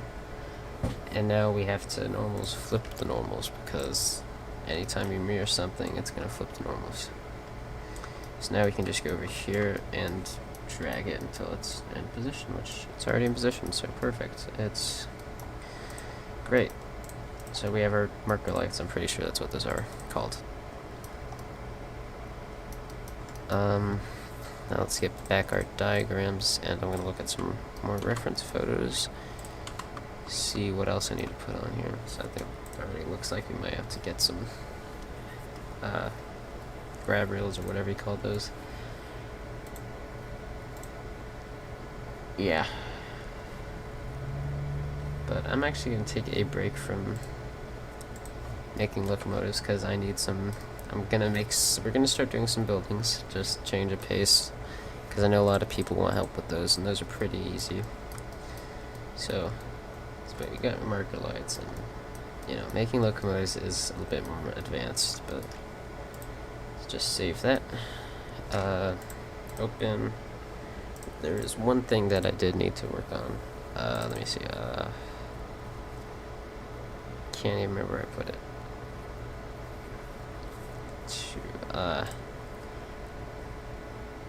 Oh, this was before I made folders. Let me see. Give me a second. I might have to. Yeah, okay. Sorry, I know the screen's black. I just have to. Okay. Yeah, it's in a different file. I'm gonna have to fix that. But. Okay, let me see. Okay.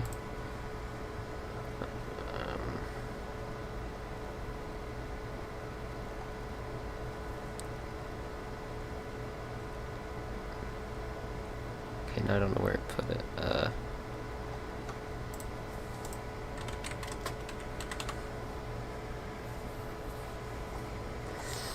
Give me a second. I might just redo all my buildings, because I only did one actually, and that still could be. And that one I might just fix up. Sorry, it's taking. Yeah, you know what? I'm just gonna redo my buildings because all of them could use some work. And actually, we're gonna do something pretty exciting. Never mind, I take that back. I don't want to do that. Okay, I was gonna say we're gonna do the roundhouse from Spencer, but no.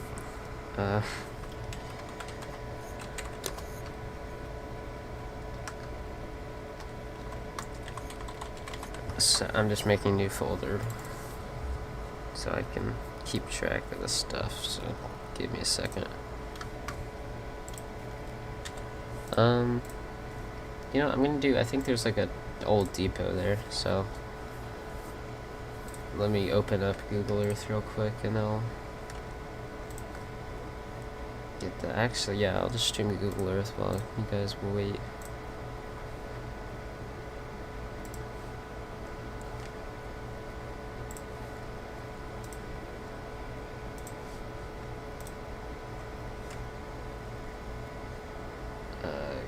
Google Earth Pro. Okay, so.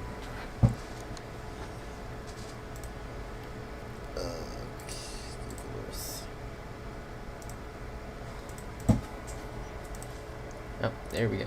Google Earth. So we're gonna go to Spencer. Yeah, Spencer, North Carolina. And this is the route I'm making. I'm gonna make a video on that eventually. But for now, we're just gonna do some live streams of Blender because that's what I'm mainly working on. But I think I've said before, once school starts, I'll get back to route building. But this is a little depot. And as someone who's been looking for an industry lately, they like my buildings, so I'm going to make this little whatever it is, and I feel like it'd be perfect for their route. So, what I actually like to do when making buildings is get out a piece. I'm gonna get out a piece of paper. You don't have to. I have to get a pencil now. I'll be right back.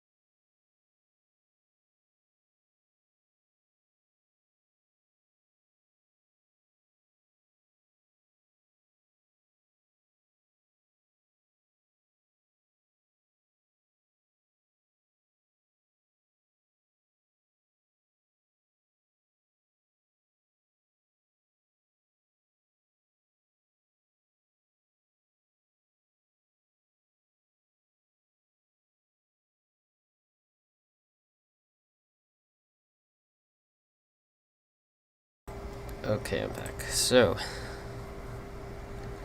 what I like to do making buildings, I like to go into Google Earth, assuming it's a real building. If it's not a real building, and I have like, if I know what I want it to look like, I would just write down the dimensions of it anyways. But still, if it's based off a building, I write down the dimensions of the building that's based off of, whatever. So in this case, that's the roundhouse I was talking about, by the way. And this is the AS416 that I'm making right there.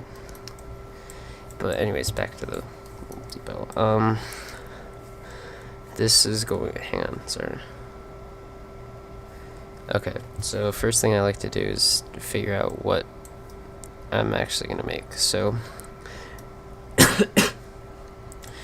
I normally like starting with the, I normally like starting with the simplest thing, and right here it looks like the simplest thing is this little, I don't even know what that is. It's just a building. So I'm gonna get my ruler, and since Blender automatically works in meters, I'm just gonna use meters. So we're gonna just drag that out. You can see the terrain's kind of uneven, so the ruler is just a little wonky. So I just gonna round that down. Actually, well, we're just gonna call it 19 meters. So 19. And I actually draw what I'm building sometimes, so I know what I'm looking at. So we can say that's about, call that 7. And then we can't measure the height, so we're just gonna guess that we're just gonna look at it in Blender and just guess. So let me switch my screen to Blender.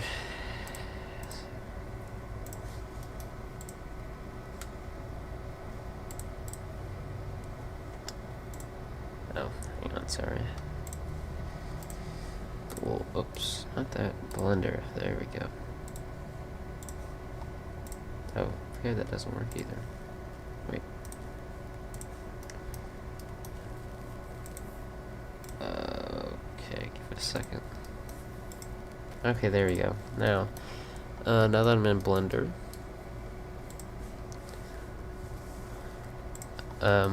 first thing you want to do is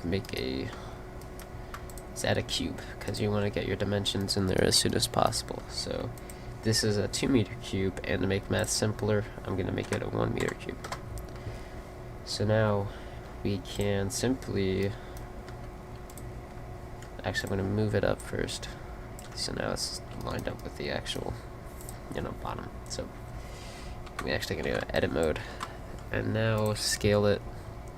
So I normally like making the front the X, and this, obviously sides is going to be the Y. So the front of this, it was about the longest. It's 19 meters, so I'm just going to do that. And then if you go on the bottom right, you can see, so I just type in 19, that should be 19 meters. But I always like to double check, so I can get my ruler. Do that, so yeah, that's 19 meters. And then if I just scale it this way, yeah, so do 7. Whoops, sorry. I typed that wrong. 7M. What? Oh. Yeah, okay, I typed in 7M instead of. So you can see, yeah, that looks about like what it did in Google Map or Google Earth. Sorry. And now I kind of remember about how high it was. And actually, what I've had to do a few times is look up average building height. So the average building height is around 14 feet. So 14 feet to meters is about 7 meters. So we know it's at least 7 meters tall. So if we actually I'm gonna just say around no, I think it was 7. That actually looks about right. So 7 meters tall. Just move that back up. And so another thing, I actually think that's already perfect, but when you're doing the roof, you want to take into consideration or at least depending on what kind of roof you do, that you're gonna just do a loop cut and then move the edges down. So it's gonna end up being, the actual main structure is gonna be like shorter than you first thought. So, but I'm actually gonna start with,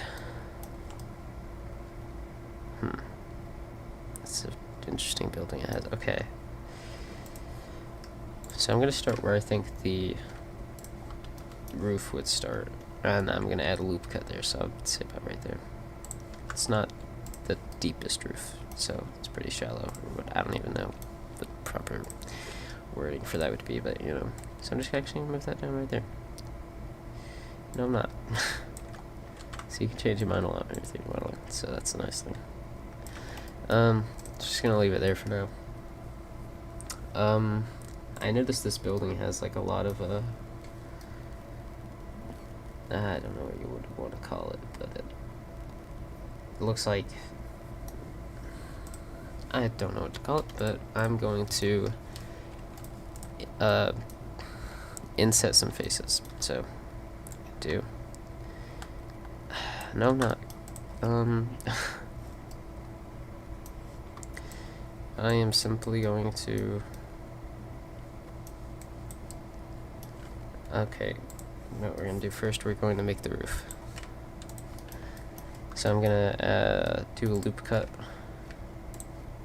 There's probably a better way of doing this, but I've always just grabbed both ends, lowered them down, and then what you can actually do is just, if you stuck those two, first one and then last, M at last, now we're just the last one, so just do that because sometimes shading gets weird, because like if this accidentally went down, you know, you can see shading gets weird. So now if you need to make it any deeper, or the actual, like, I don't know what to call it, but like, let's say, okay, let me just do what I'm talking about. Like, if you can just do that, but actually what you want to do is do this, and then, but I think I am pretty happy with that. I think I actually need to take it down a little bit. I don't know. Yeah, that looks good. Yeah, right there. And before I actually make the roof itself, it looks like it has a little lip on each end. So what I'm going to do is get a loop cut there, and then we're going to bevel, because remember that does this, which, now if we look there, and like I said, said to someone else, the main thing is just learning your tools and how to use them, and what you can do with them, and what you can't do. So I can do this to add that little lip on the end. And so now what I'm going to do is get these edges, or faces, and then extrude them to about whatever I think I should, and it looks like, yeah, they're still angled with the roof, they're just separate. So like that is that. So now for the roof, because you know roofs actually have lips themselves, like they go down, what I have done in the past is Shift D, and then to make it let me think. This is what I used to do. I'm just trying to think if there's a better way, because... Alright, so I'm gonna... Okay, so what we're gonna do is we're going to extrude this up to like however thick you want the roof, which not that thick, so that. And then if we just grab each edge, because this is how we're gonna get our like little lip on the edges, and go over here, Shift Z, just to make so we can see better. Just scale that out a little bit to however far you want it to be, and then just lower it down until it's, you know, there's not room underneath, so like in trains you can't just see through it. And then you have that, and you want to select both edges so it's even on both sides. And looking at our building, I don't even know if it does have that. It looks like the actual roof is even with the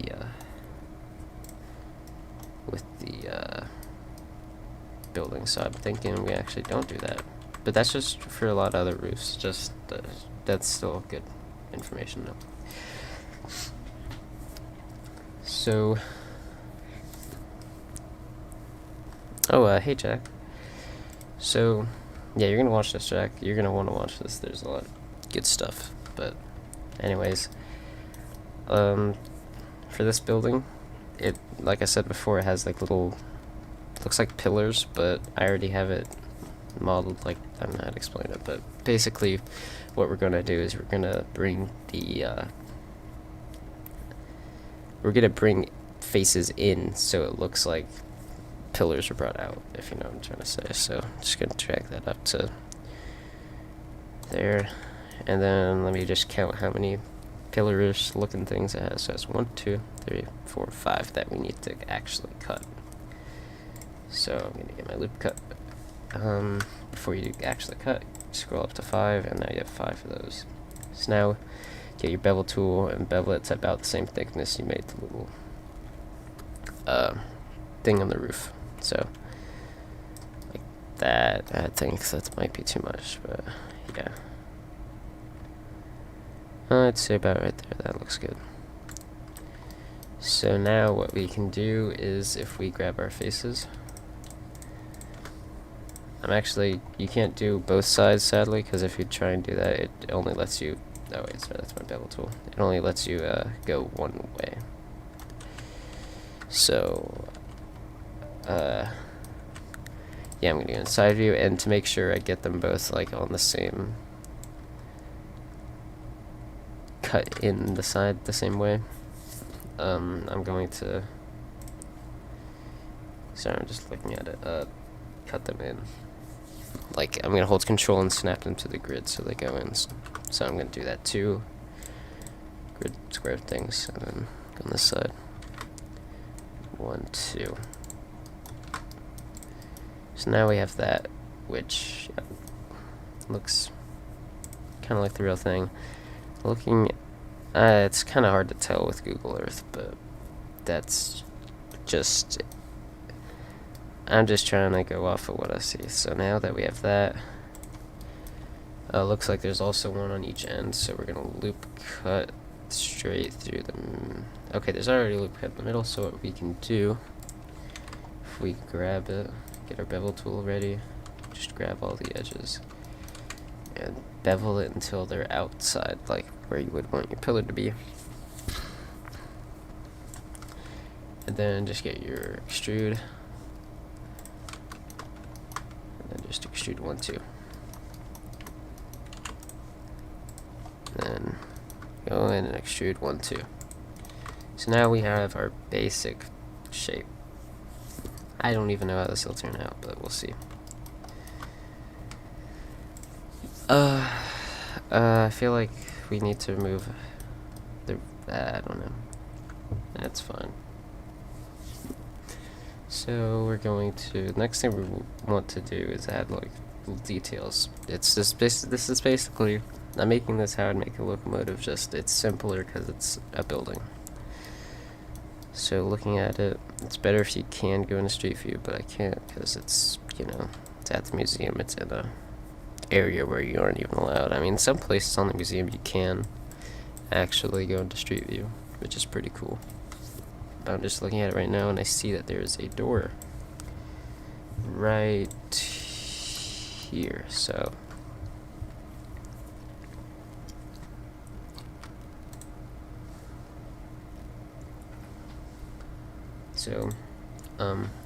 before we do any of that, I'm actually gonna go on the bottom, because if we,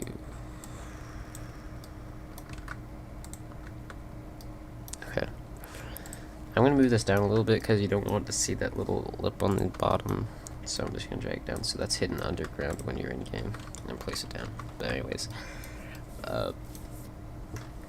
for this door, I'm going to add a cube, and then like I said before, with the average, you know, how tall is the average building, I'm just gonna go in and look up average door dimensions or something like that.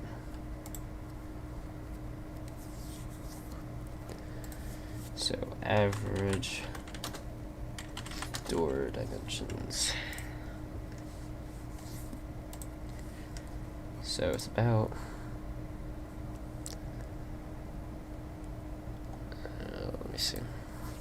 Alright, so that's actually a lot. Okay, if using what I saw, it is. Okay, actually, I don't even know.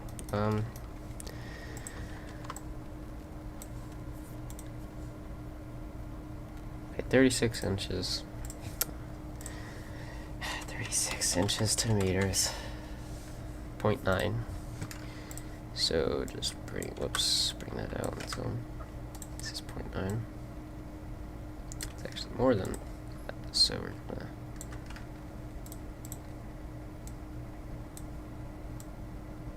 no, that's too small.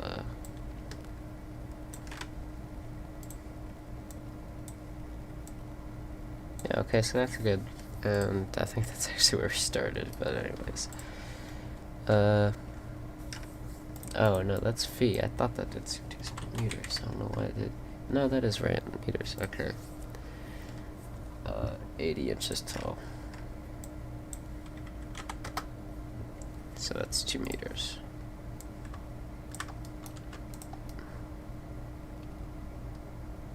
Okay, seems that we have messed up somewhere, because that's ginormous compared to the building's ginormous compared to the doors, so let me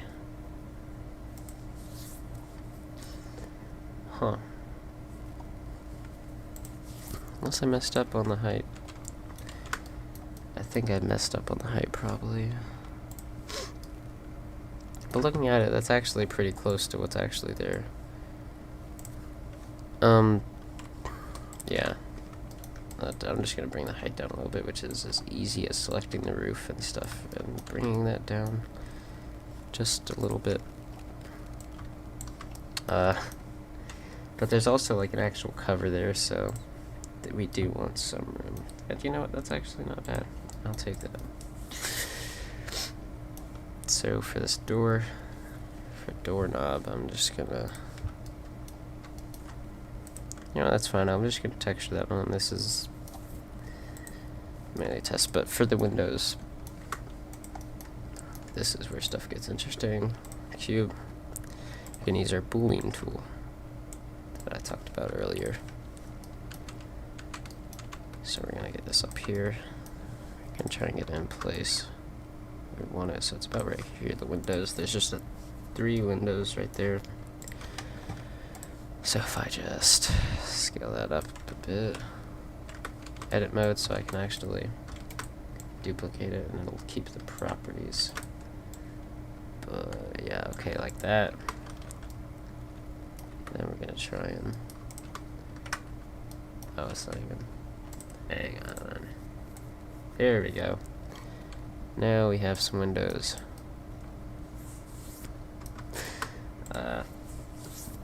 Just trying to look around the building again to see if there's anything else, and I can't really see because it's in between other buildings, so now I just have to add the like little oops, sorry, little cover above the roof.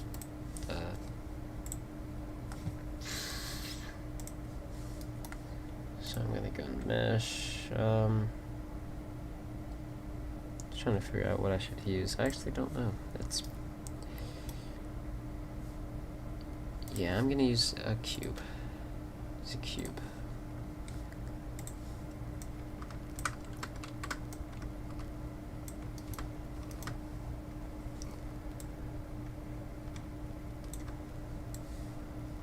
Just right above the door. And things like this. It actually goes pretty high up. I don't know why it goes so high, but it does. Yeah, it's pretty weird, but I'm gonna get my edge select. Really should be explaining what I'm doing more, but it's fine. So we're gonna get that, drag that back, and then we're gonna get these edges because we're going to want to bevel these because it looks like I'm gonna bevel this first. So there's that. I'm gonna shade smooth and then Add modifier edge split. And I'm gonna actually export this today. I think I could do that. So it's not the way I planned to. The words. This is not what I plan to do today, but I'm doing it now. So you can see, I really want it to like go like this, but I can't because if we go to wireframe mode, we can see it glitches out a whole bunch. So since that's inside, I might just try and move it more, and that might give me more, beveling abilities. So go back to edge select, go bevel, deselect all that, and then. Okay, no, it's not because of that. Ignore that. Yeah. It's because these are pretty close together, and we can't really do anything about that. So we're just gonna have to do it as much as possible, as close as we can. Yeah, that's well, one thing we could try and do to make it look better is if we get all that, get that and this and that, or actually no, not that. And then scale that in. We don't want the end because we want it to still be.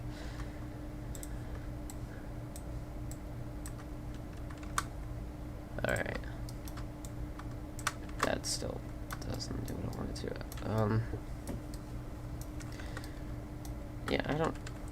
This is just a weird shaped thing. I'm just gonna drag it down, make it smaller. It's not what's actually there, but you know, it looks better. And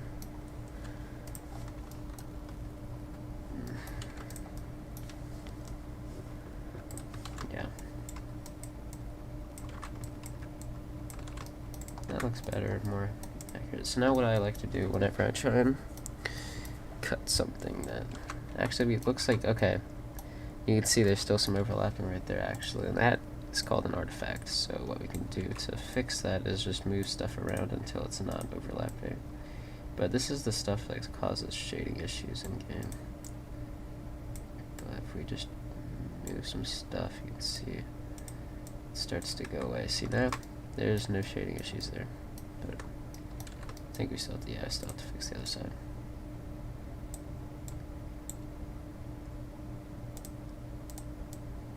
There we go. And now that that's fixed, we can duplicate it, just drag it down. Or actually scale it down. So S, just scale it down a little bit. Actually, now I have to scale it up a little bit. And then, yeah, and then grab the original, and then Control minus. And then that does not work. So apparently if we do that, see, this always happens and it's so annoying because it's like, okay, there, we can get it to work if we move it there. Oh, I know what it was. Okay, yeah, if we I know what we can do. We can drag those out. Oops, not these because those are gonna mess stuff up, but we can do this, and now we can move that up. Yeah, there we go. That's what I want. Perfect. Delete this. That's fine. Wait, what? Okay, whoops. I need to apply it first. Add that as well. Apply now. This is what we want. You can also apply that bolt tool, because that's the window. Yeah, this is pretty done. I would say it's a very simple building. I mean, I don't really know what else to put on here just because it's so simple and I don't have a good view of it. So I'm just gonna try and UV-map it now, which is the fun part, but we're getting closer to getting it in game. So once you have this all figured out, actually, before you, no, it's fine. yeah, we go to UV editing. You want to select all of your objects, which in this case we just have 2. Then we press go to tab, select everything, Shift Z to go into wireframe mode. Then press U, Smart UV Project. Okay. What this does is it just unwraps everything. And for buildings, it's actually pretty. You don't have to mess with much, but like with locomotives, you know, it's just okay. Actually, I take that back. I'm gonna have to do a lot because, as you can see from this, it's not wanting to line up everything up, which is the only thing I don't understand. Like, it unwraps everything, but all the it's just not right. But sorry. So now we can select this wall, and there's probably a much better way of UV unwrapping, but like I said before, I know just enough to get by. So just, unwrapping, you can see all that's one wall, and so now if you were to paint on that, it would all come out in a straight line. So now we just rotate that. So I'm actually gonna go into edge select so I can see what I'm working with. Yeah, so just so I can okay, let me just explain what I did real quick. Went to edge select, so that way I can know what's the top. So like, yeah, that's the top. It will actually have to go up here. Press that because that shows what it's complicated, but that's that. So now we know we have that what we need selected, and it's rotated the correct way. So now I'm just gonna get that down as far as I can and move it out of the way for now. So now I'm gonna go to the other side and just select the exact same stuff.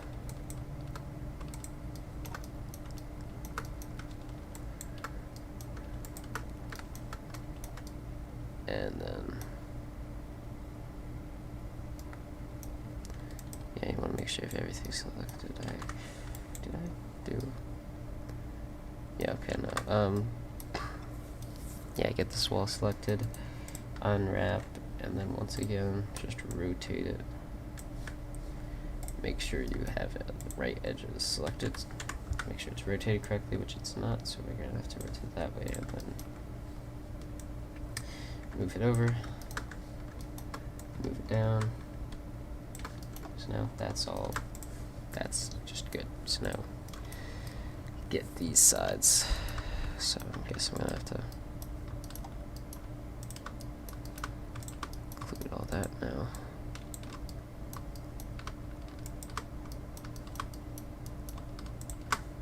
So now I'm just gonna grab all that and get this unwrap, and now we have the front done. Make sure we have, there we go, the right way. Yes, that's the top. So back to face select and move it over.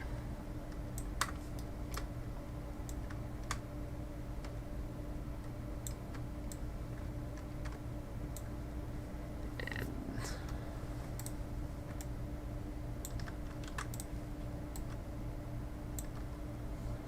now we're just gonna go to the other sides, do the same thing. And this has windows, so just select the windows as well. Actually, I could just go over here then. There we go.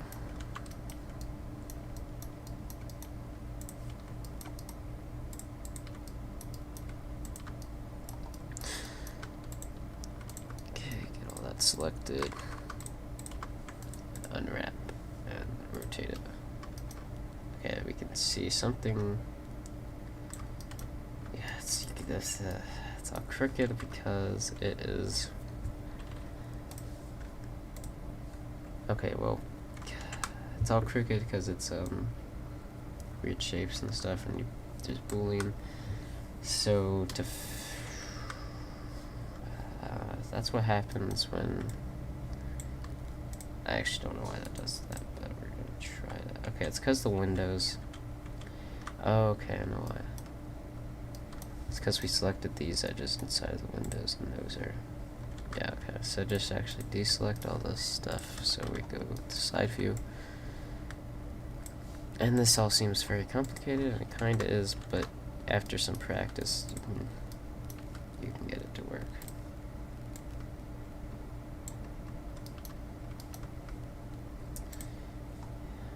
Yeah.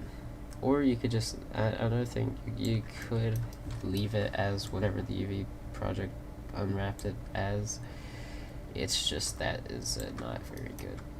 Like, it just, if you're very picky about where your stuff is, it's not the best thing to.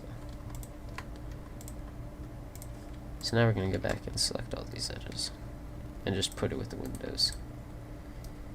And since they're just edges, doesn't really care. At least I don't care. So I'm just going to move those over, scale them down, and yeah, they're just, yeah, so that's fine to me. I don't really mind. Now we just make sure we have unwrapped everything that we need to unwrap. So now, we obviously haven't unwrapped something, so we just need to go over here and see what we haven't unwrapped, and it seems like it's just the door. When I mean haven't unwrapped, I don't mean like stuff that. So I'm actually just gonna. All that is the underside of it, which don't really care what happens to that. In fact, I'm probably just gonna delete faces. See, now we don't have to worry about the bottom. And yeah, that also saved us a couple of polys. Not that we really needed to be saved some polys, but it's just a nice thought, and it saves us some trouble when UV mapping. So now with this is all going to be green, so I don't really need to worry about what's where everything goes and if it's actually So that's already been, so I can't even unwrap that. So it's actually what I like to do, since it's all over the place for some reason, is move this over here, that like that. And just to deselect stuff, you just hold Control and just go over it, drag over it. So I'm just gonna do that like that, and then just go like that. Now we just do the door.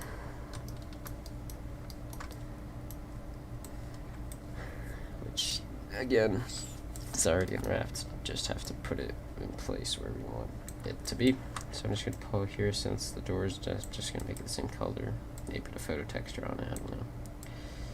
And then just make it bigger. I'm actually going to move this over a little bit and make it,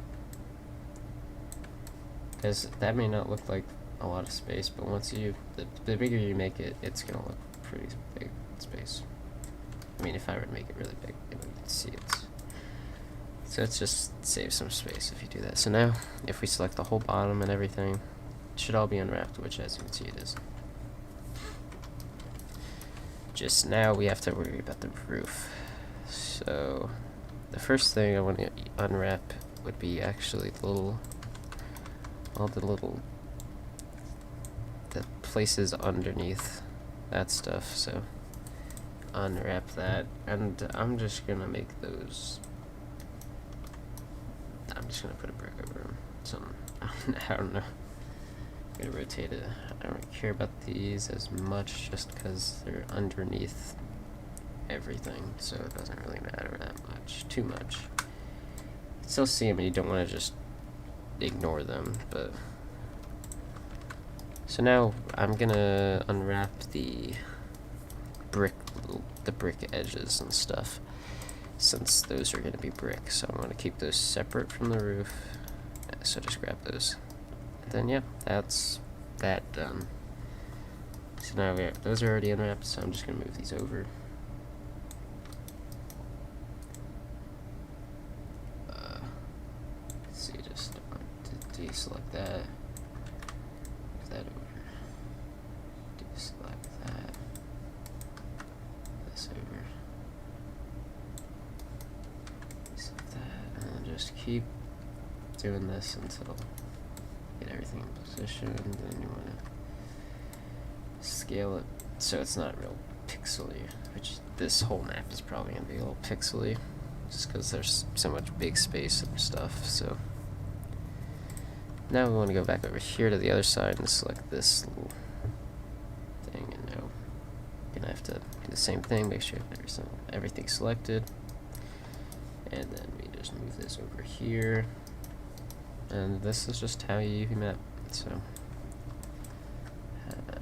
you can apply this all to unwrapping a locomotive as well. It's a lot more complicated with a locomotive because it's just a huge ginormous locomotive, not just a building.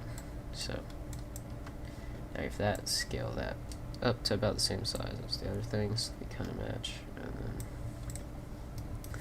now if we select everything, all that should be left is the roof. So we're going to go in here and just make sure that's all that's selected and left.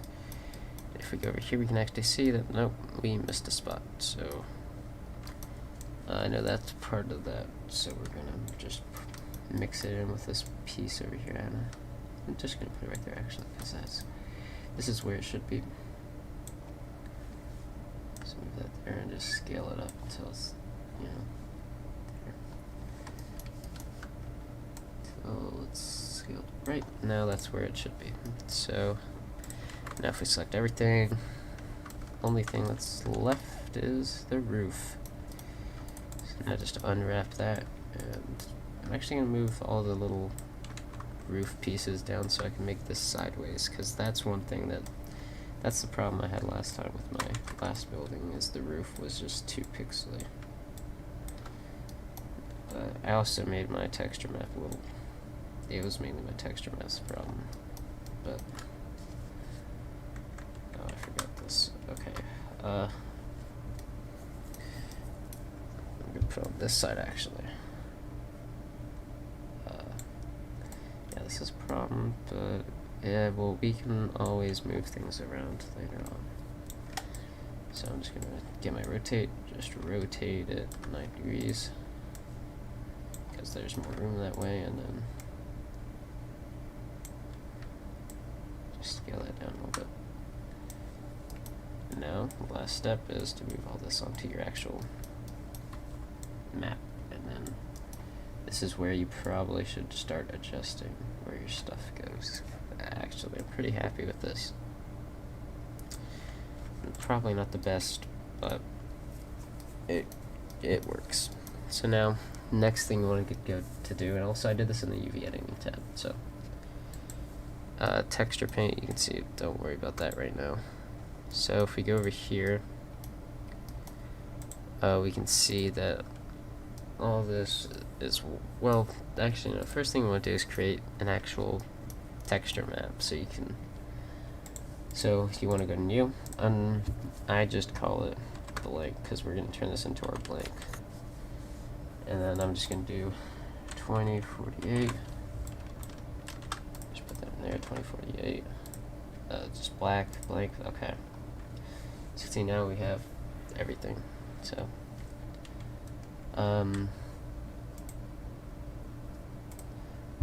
so now we go to shading and go to new, go to add texture, image texture, place that down, color to base color, and now you can see it's all black. So make sure it's on your blank, because I've had troubles before. So also you can see how this needs to be, you also need to add it for this, whatever you call it. So, okay, so I want this to, this is one thing let me just figure this out real quick, because this is one thing I've had a problem with before too. Yeah, put this on the same material as your building. Okay, you can see now it's on the same material, so if you click on this, it's also going to get on the blank, so is this. And all I did was go to the material properties, and it was on material that, so I just turned it on to material that .001. So now we can go to shading again, and we're gonna bake this, which basically all that baking does is it creates the shadows and textures, so it's not just this. It's not, you know. So we can go to this scene thing, whatever, render engine. You want to turn that to cycles. You want to go to GPU compute, and then bake ambient occlusion. You want to turn this down to like 2 or something. Then clear image, all that does is make it so the only thing that's on your image is the actual textures, like there'd be a bunch of blank spaces. I like to have black in between, so I turn that off. And then press break, and you want to select all your objects, so big. So now it should be baking, and you just have to give it some time. And on worse computers it may take a while, but mine's pretty good, so.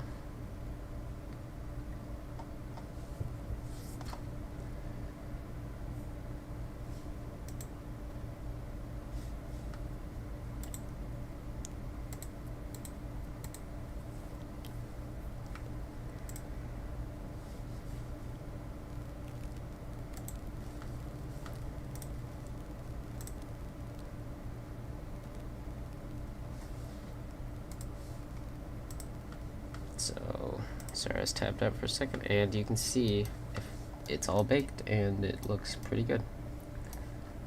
So right now, this is, let me show you that. Okay, first of all that does is now you can see what color it is. But if you press the next one to it, it shows the shading. And what I like to do if I ever want to show someone my work, I actually get the light so you can see more stuff, and I mess with this a lot just because I just enjoy it. So you want to move your camera so you can actually see everything. And then I should have done this before I rendered or baked it, because now it's going to take forever for me to get it figured out. But basically you can, if you press F12 while once your camera is and everything's in the right position, you can, it'll look like this, except that everything will be rendered and it'll look beautiful, but it still looks good. And this is just another way of doing it, but here's now I just see color, and then it's just your model. So the next thing you're going to want to do is actually texture it, and the way I texture my stuff is I use GIMP. So we're going to, you want to go into texture paint, image, save, and then you want to save it into wherever you're, actually no, I haven't even saved this building, so I'm going to save the building first. So save this building, and I'm going to put it buildings. You can see I already made a folder.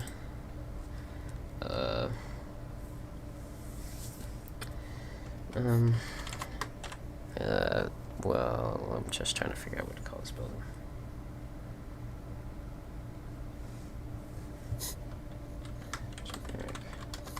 Depot. So, because this is like the second half of the building. I'm just gonna call it that.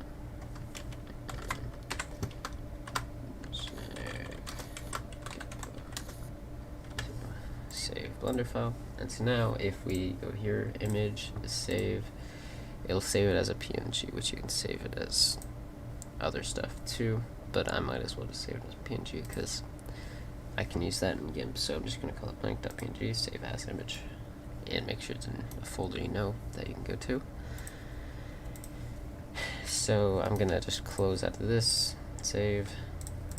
Screen's gonna be black for a little bit here, but oh hey Nick, afternoon, Miles with an I. So I'm just gonna open GIMP here real quick.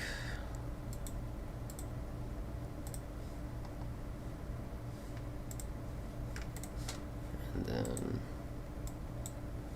once I texture it, I'm probably gonna add the stream, but let me get it opened in GIMP, and then I'll show.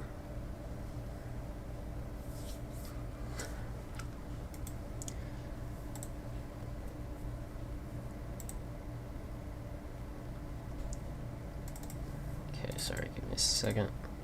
Okay, blank web page. Okay. So let me share GIMP real quick.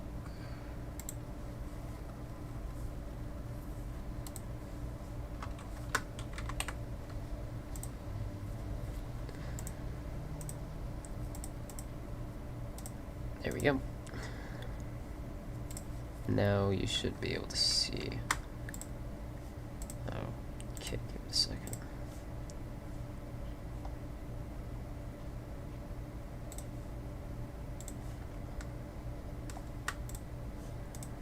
Hmm.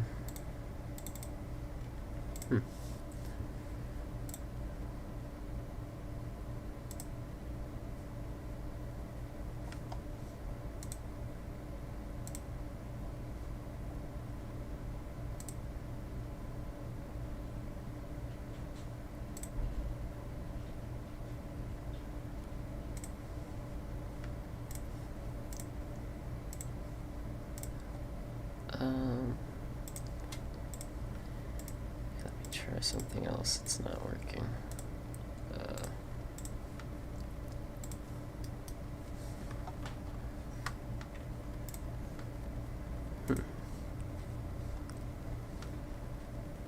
Okay, it doesn't look like it wants to share GIMP.